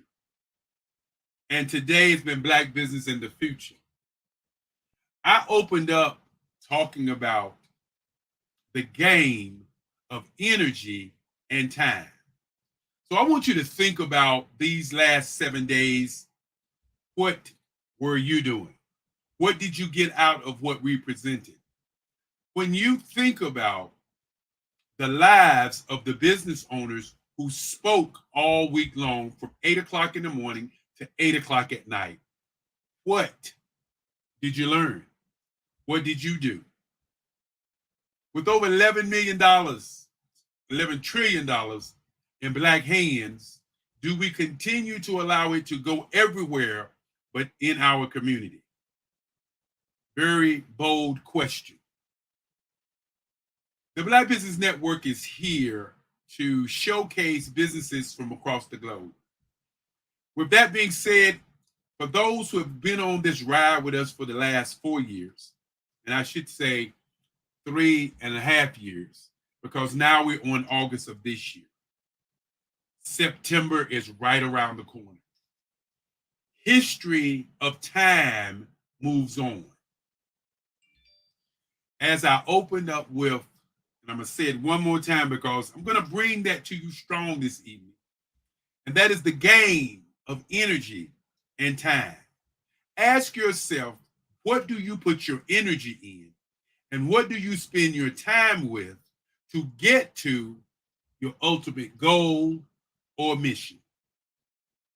That's got to be the key to life. Now, for those of you who have had an opportunity to be with us on this journey, and this journey is to do Black Business Live all over the globe. Yes, indeed, that's a bold mission, a bold goal, but it is not a finite mission, but an infinite mission. And the difference between a finite mission and an infinite mission is this. A finite mission would be just this week. And when we got to this, to today and to this very moment, at the end of this hour, this movement or this event is over. No matter how you look at it, it's over. That's called finite. That means, like baseball. Baseball has its rules. You don't get a 10th inning in baseball unless you're tied. But that's a rule. That's a finite game. I mean, that's a finite game. So the Black Business Olympics is an infinite game. It has no rules. We don't know how many speakers are going to speak. We've had over 3,000 speakers to speak.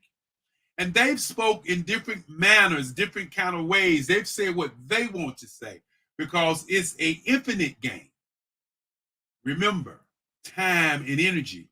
And as we look at time and energy, you have to look at what are the rules. There are no rules in an infinite game. Sometimes a new rule happens. Sometimes a moderator comes in and says, I want to moderate for 4 days. Sometimes a moderator says, I want to moderate for 2 days. Sometimes a speaker says, I want to speak for 4 days. And sometimes a speaker says, I just want to listen. No rules to an infinite game. And our game is going or looking at a vision of being 365 days of the year live. And so when people ask the question, what do I get? Why do I come? What is it that I get? I simply say you get an opportunity to be recognized, showcased. You get an opportunity to be known. And many times in business, you think that people know you because you have people around you. But people around you not buying your products or your services don't mean anything. So broaden your horizon, broaden where you live at, broaden doing business globally is an opportunity of a lifetime. When we get here on the last hour of the Black Business Olympics, I always like to thank individuals, business owners, loved ones, and what I call history makers. Because who really makes history? People that make history are the people that raise us to be who we are. And who you raise up to be who they're going to be makes you a history maker. And so looking at that and saying thank you, I like to start my thank yous out with my great-great-grandfather, who at the very early age of 7 said to me, I want you to be a lawyer because every family needs a lawyer. I looked him in his eye and I said, Papa, I don't want to be a lawyer. I want to be an artist. He said, well, if you want to be an artist, let me see your work. This was the first time that I was challenged. But the key to being challenged is to be ready. And I was ready. I went to the side of my bed, I brought out my drawings, and he said, oh, you do want to be an artist. He walked out of the room. A month later, he came in and he said, listen, this is what we're going to do. Since you want to be an artist, then we're going to start your museum right in this house where you can sell your art. And once I got into high school and became a very, very interesting individual in the art world, winning awards, he bought my first collection. Oh, what a man he was. Then I want to thank my grandmother who started in 1990 the Black Business Expo.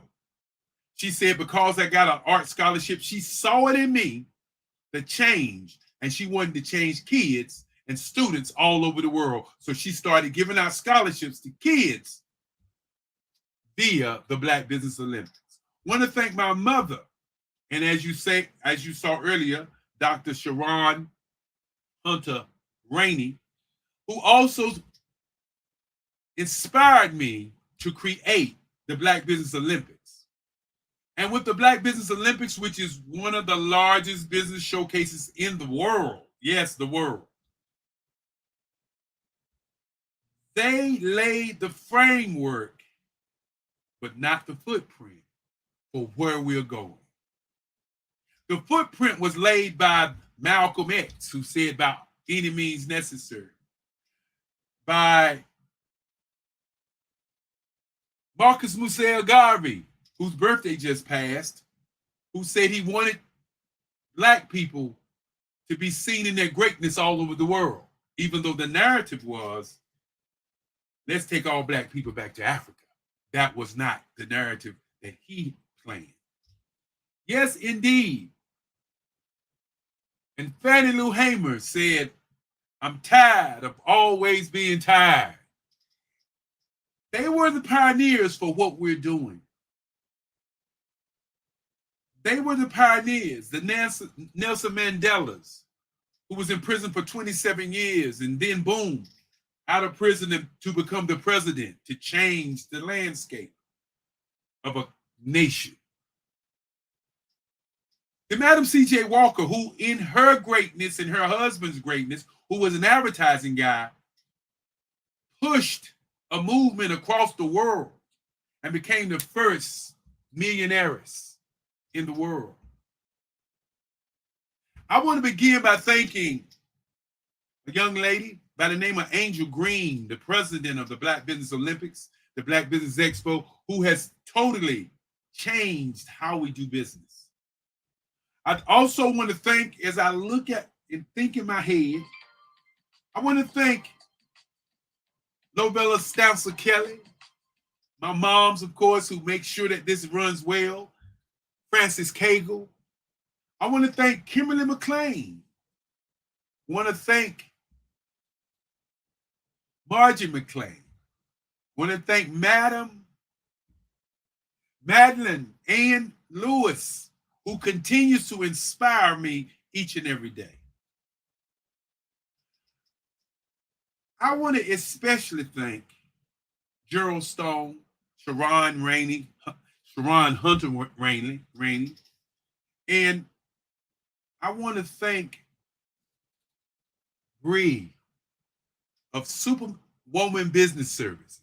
Yes, Verena Morris, want to thank you for all the tireless work you've done behind the scenes to ensure that this event is powerful. Want to thank Tamisha Thomas, who pushed this information out on 20 other networks, along with the 10 networks that we had in place. Want to thank Our World Network, young man by the name of Anthony Weeks. Want to thank you so very much for allowing us to be a part of your nation. Thank you, Anthony. Now, as we think about all of the speakers last week, you know it's a big list, and every time I begin to talk about this big list, it's not an easy task because it was so many speakers, over 100 speakers. Want to thank Jocelyn McEldry. Want to thank Lawrence Nichols, who came in and spoke several times. As I said, this is an infinite game. Want to thank Mike Johns. Want to thank Loretta McNary. Want to thank the CMSDC, Carolina's Minority Supply and Development Council, for being one of our sponsors. Want to thank Dominique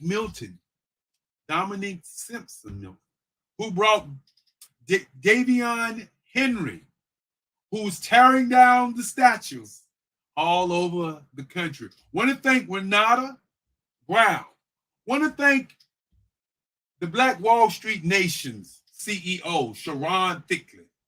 Want to thank Tabitha Russell, who's getting ready to do another show next week. Want to thank all of the people who are making it happen for what we are doing. Want to thank Kadar Muhammad.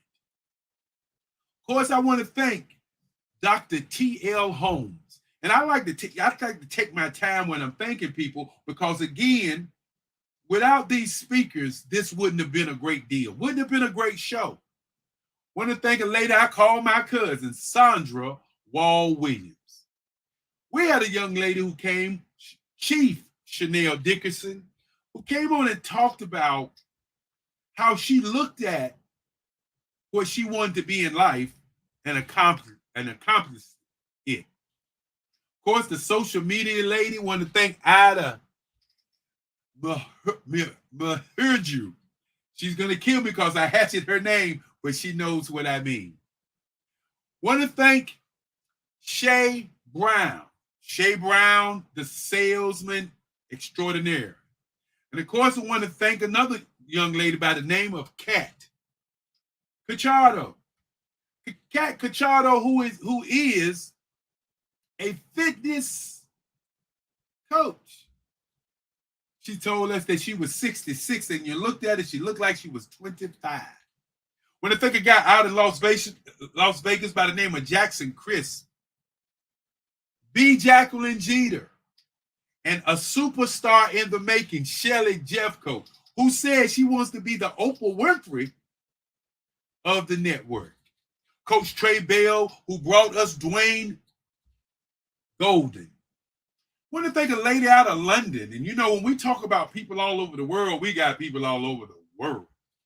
I want to thank Maria Bond. I want to thank Edie Clark, Janet Butler, who came in again today to do a great presentation of Fireside Chat and moderated.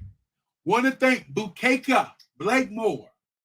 Yes, indeed. Want to thank the young lady for introducing Fab Unite TV. Yes, indeed. Want to thank Carolyn Wilson, who was a co-host on the Oz Show. Want to thank Bishop Darrell Anderson. Want to thank Angela Baptiste. Want to thank Coach Peggy Muhammad. And you know, when I begin to thank people, it just rolls up into me what they did all week, how they committed for you, not for me, but for you to see them in their greatness.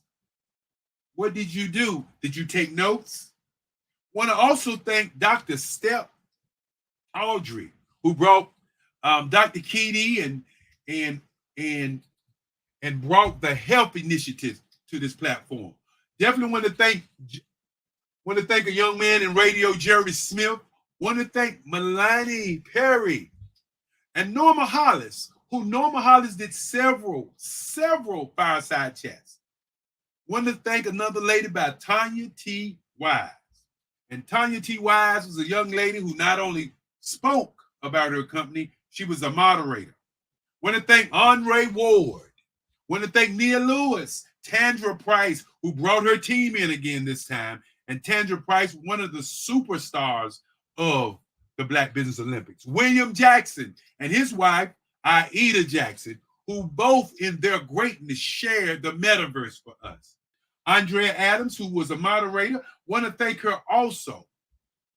There was a lady who was here who was, as we call, the $1 million grant writer. And that was Dr. Barbara Wright. Grant McGaugh from Omaha, yes, indeed, moderated, spoke on his company several times, sharing with you life-changing conversations. Want to thank Reverend Dwayne Kumina. Want to thank a guy by the name of Sidney Wormsby, who talked about leadership, and that leadership still rings in my mind right now. Want to thank again Dr. LaToya Smalls.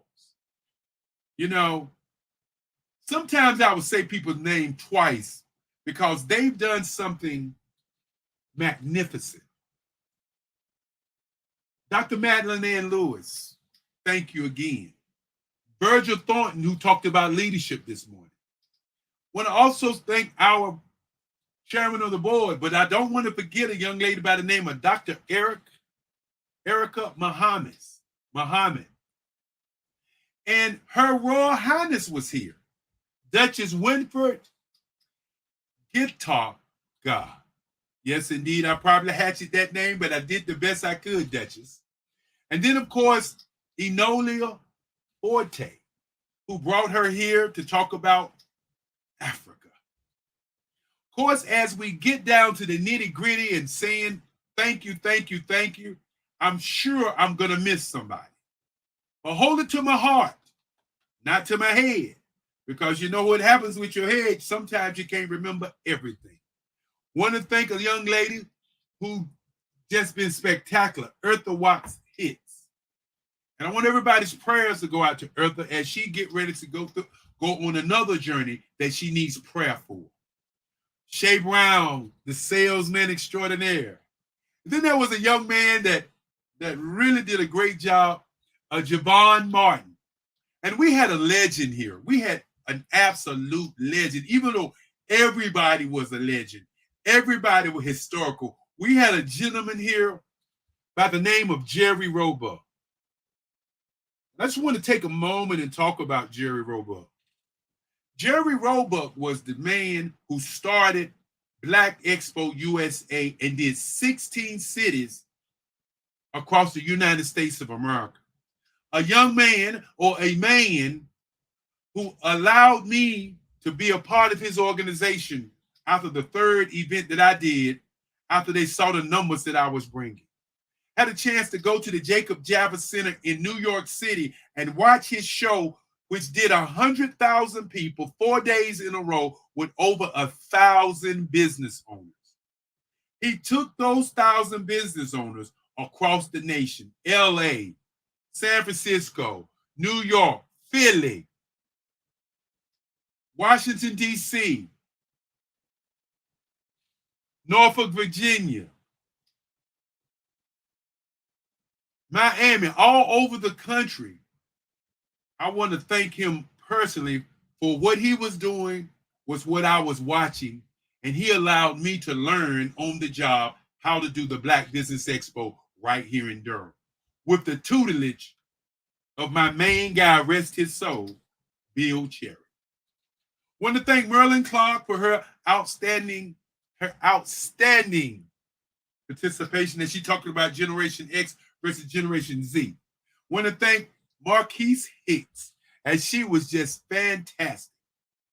And as we move on, want to definitely thank Abdul Dwele Muhammad, you know, as he talked about black businesses in the future out of Africa.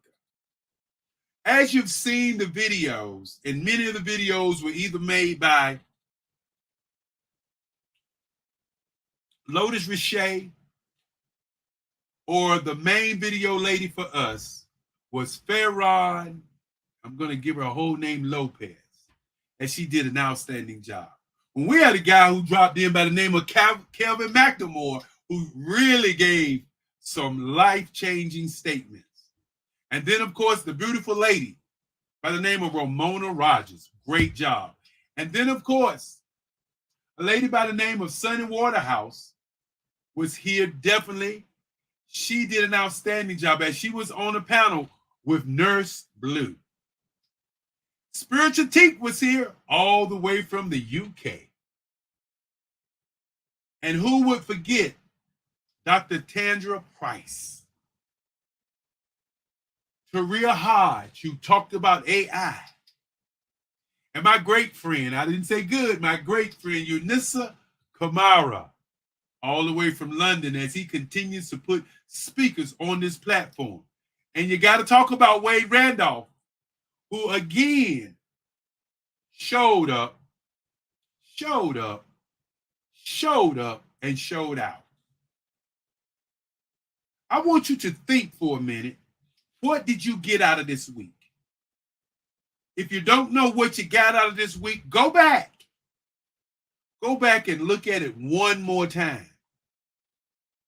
We put it on social media so you can see it over and over again. This is a university.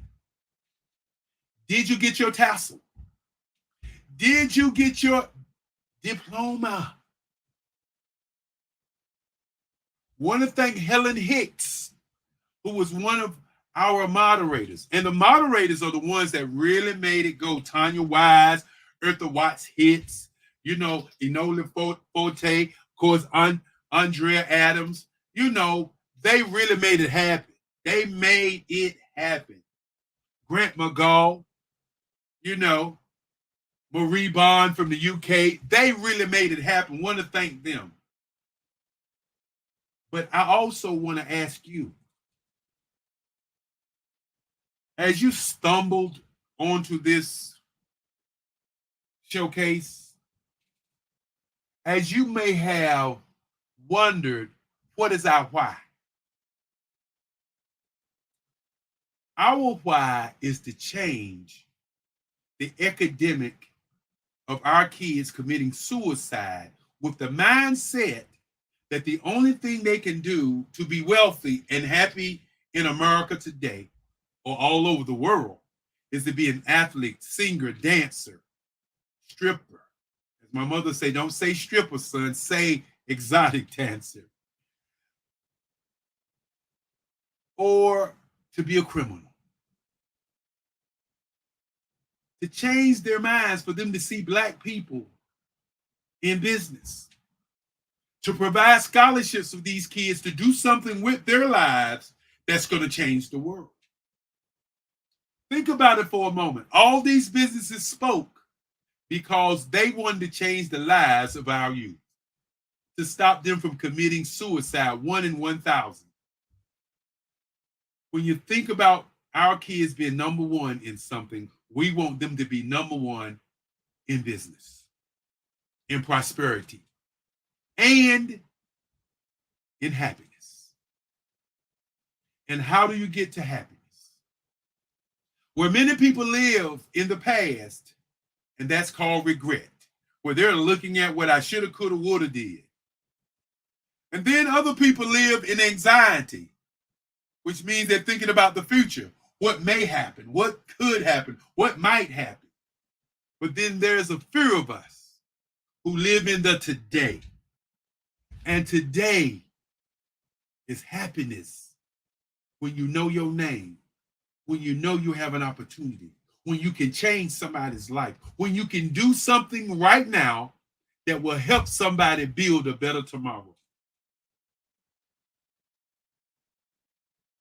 Now, my message to the Black business community is this. You've watched 7 days of this. But more importantly, you have really watched almost 4 years of this. We did the first one when the pandemic hit. We did 4 the next year. We did 6 last year. We're working on 12 this year. So you've seen 4 years of business owners saying that they have something to give, not only to our young people, but to the world. So my question is this to everybody. What are you going to do? We ask for donation for these kids. We ask for computers for these kids. But what we need more than computers and money is for us as business owners to reach out to young people across the world and ask them, how can I serve? How can I serve them? Because they are the future. If you're in business and your business is structured for customers that are 30 and 40 years old, 10 years from now, you're going to be out of business. AI is not going to put you out of business. What's going to put you out of business is your customer. And the question I have for you, do you know your customer? Do you understand your customer? Do you understand your gray print, which is your subconscious mind that's looking for business, that's looking for happiness, that's looking for joy all the time by the thoughts that you have inside? Do you know your red print that is how you show up, who you are? And your red print sometimes is what we call fear and sabotage. But more importantly, your red print is who you are. And if you're a business owner and you don't know your industry, or what I call your blueprint, and what is your blueprint of your business? Are you doing a business as a hustlepreneur, an iPreneur? What type of business are you doing?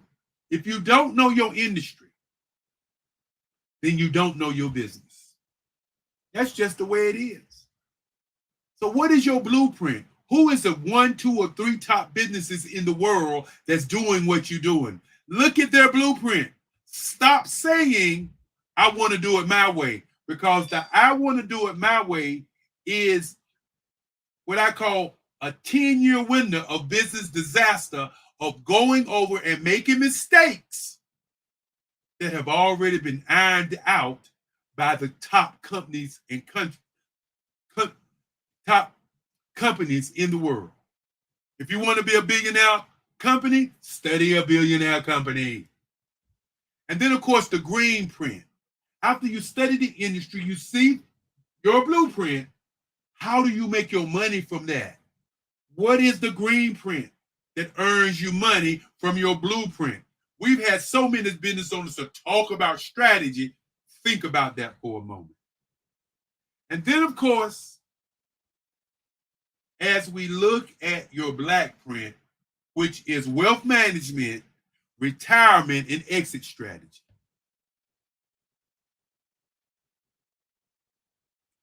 Do you have an exit strategy? Why don't you have wealth management on your mind? I'll tell you why. Because you're not thinking about the future today. If you thought about the future today, then you would be happy every day. So people, as I start to move down to the end of what I wanted to say, because, you know, this is the state of black business right now. That's what this is, the state of black business. Sunday is the future. The state is the future. It's the state of black business. It's the state. It's the state. Where is black business?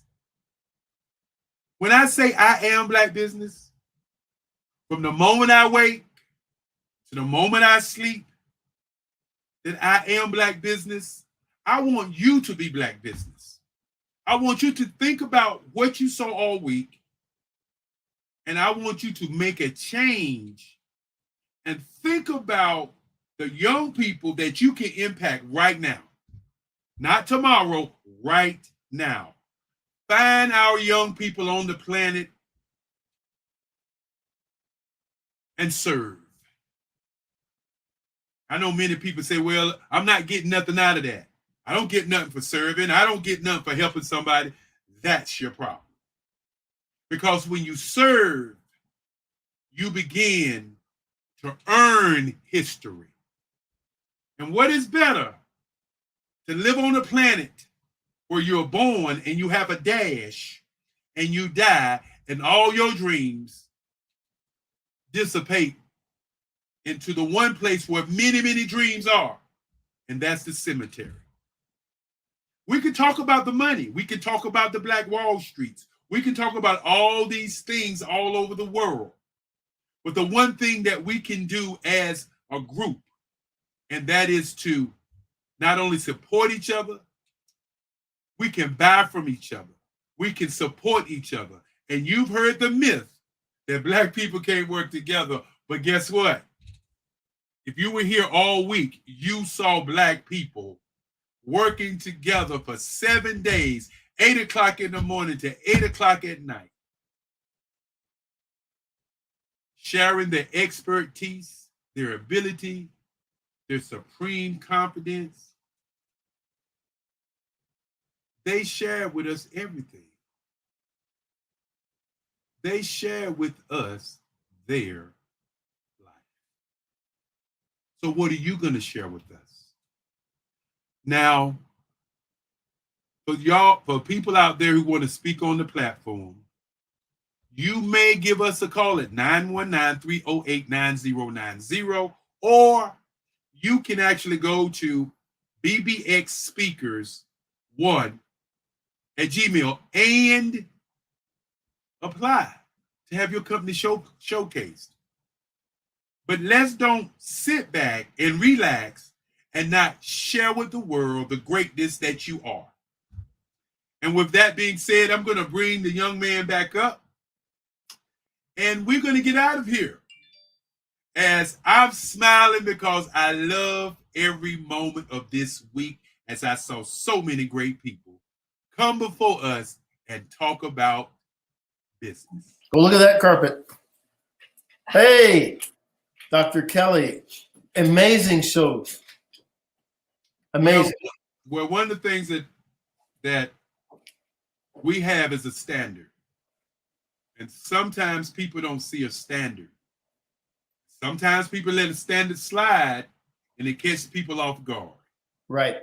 So as we continue to build, just remember that the standard is what gets us to the next level. Not the how I feel. That doesn't get us to the next level. Being prepared always get us where we're going.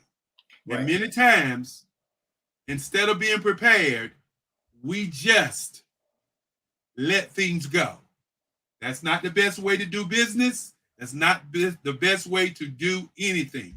So just remember, as you look at this whole week, that the standard that we set is a standard of excellence from everybody, not from some people, but from everybody. Beautifully stated. This has been an inspirational week.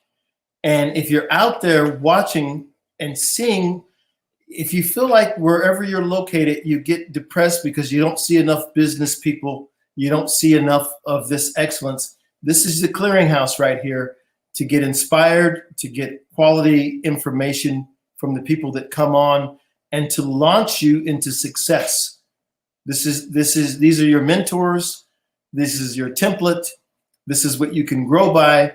And so the Black Business Network is an extraordinary thing. Dr. Kelly humbly doesn't like to take total credit. This is his baby, but it's for everybody. And what that means is when you come in, he wants you to take over and bring in what you're doing, and he wants to share with what you're doing to the world. And we've got to make these kinds of things happen. And we can't keep looking at the same old narrative of what we see. We're going to change the conversation. And of course, I want people to leave today and leave tonight with what I said earlier. You are playing the game of energy and time. That's right. I want you to think about what you put your energy in is going to give you the greatest of time on this planet. Ask yourself, what did you learn? But more importantly, what did you do after you learned it?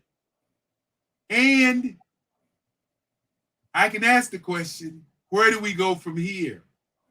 As I said, some people play the finite game, some people play the infinite game. We're playing the infinite game. That's right. And by utilizing our energy and time, we will get to 300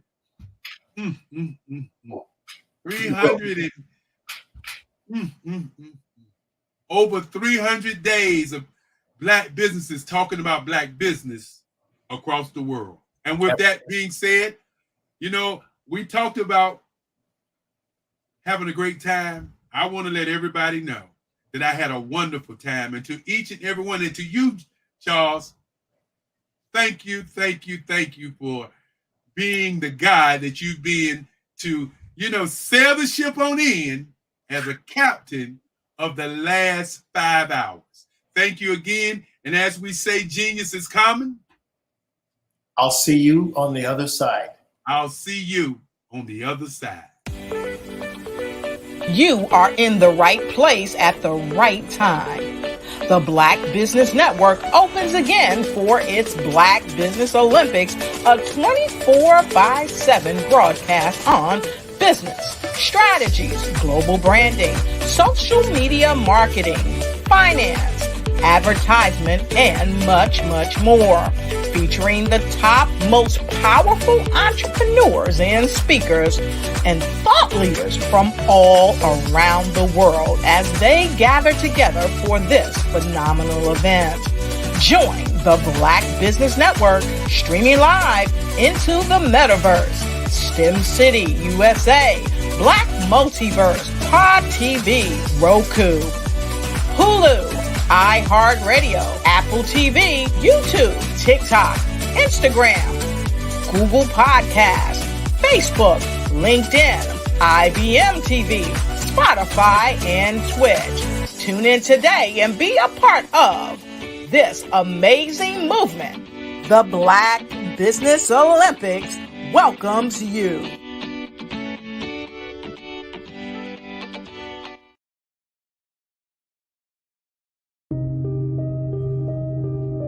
The Black Business Expo is changing my life. This year, they are giving away laptops and even $5,000 in cash to students just like me. I'm Alexis, and I want to go to college to fulfill my dream. Did you know that approximately 333.34 million businesses exist today, according to a report from 2021? And you may be one of those businesses, or maybe you're not in the business market yet, but you're aspiring to be a business owner. Well, guess what? You're in the right place at the right time. Because let's face it, everything is about timing and opportunity.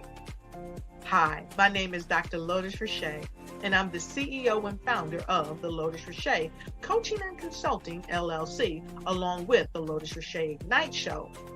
15 minutes of success with Dr. Lotus Richey, as well as books to boom your business and bring who you are.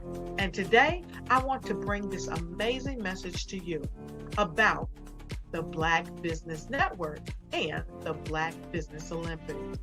See, the Black Business Network and the Black Business Olympics is designed to help people just like you, that's right, that look like me, to take their business to the next level. Not just in your front yard or your backyard, but globally. The Black Business Network and Black Business Olympics is designed not to just help you survive, but to help you thrive. So join us today as we come together with businesses all around the world to support our students, our children, our young teens, our young entrepreneurs. What we do is we come together to help raise funds for students who are aspiring to be business entrepreneurs, who are aspiring and who are thriving in college. We endow them with a wonderful opportunity to gain scholarship of either a laptop or several thousands of dollars. And we invite you to help be a contributor to this amazing opportunity to help someone that looks just like you. So join us today at our website and let us connect with you and help you ignite and take flight in every area of your life on the Black Business Network and the Black Business Olympics. I'll see you on the other side.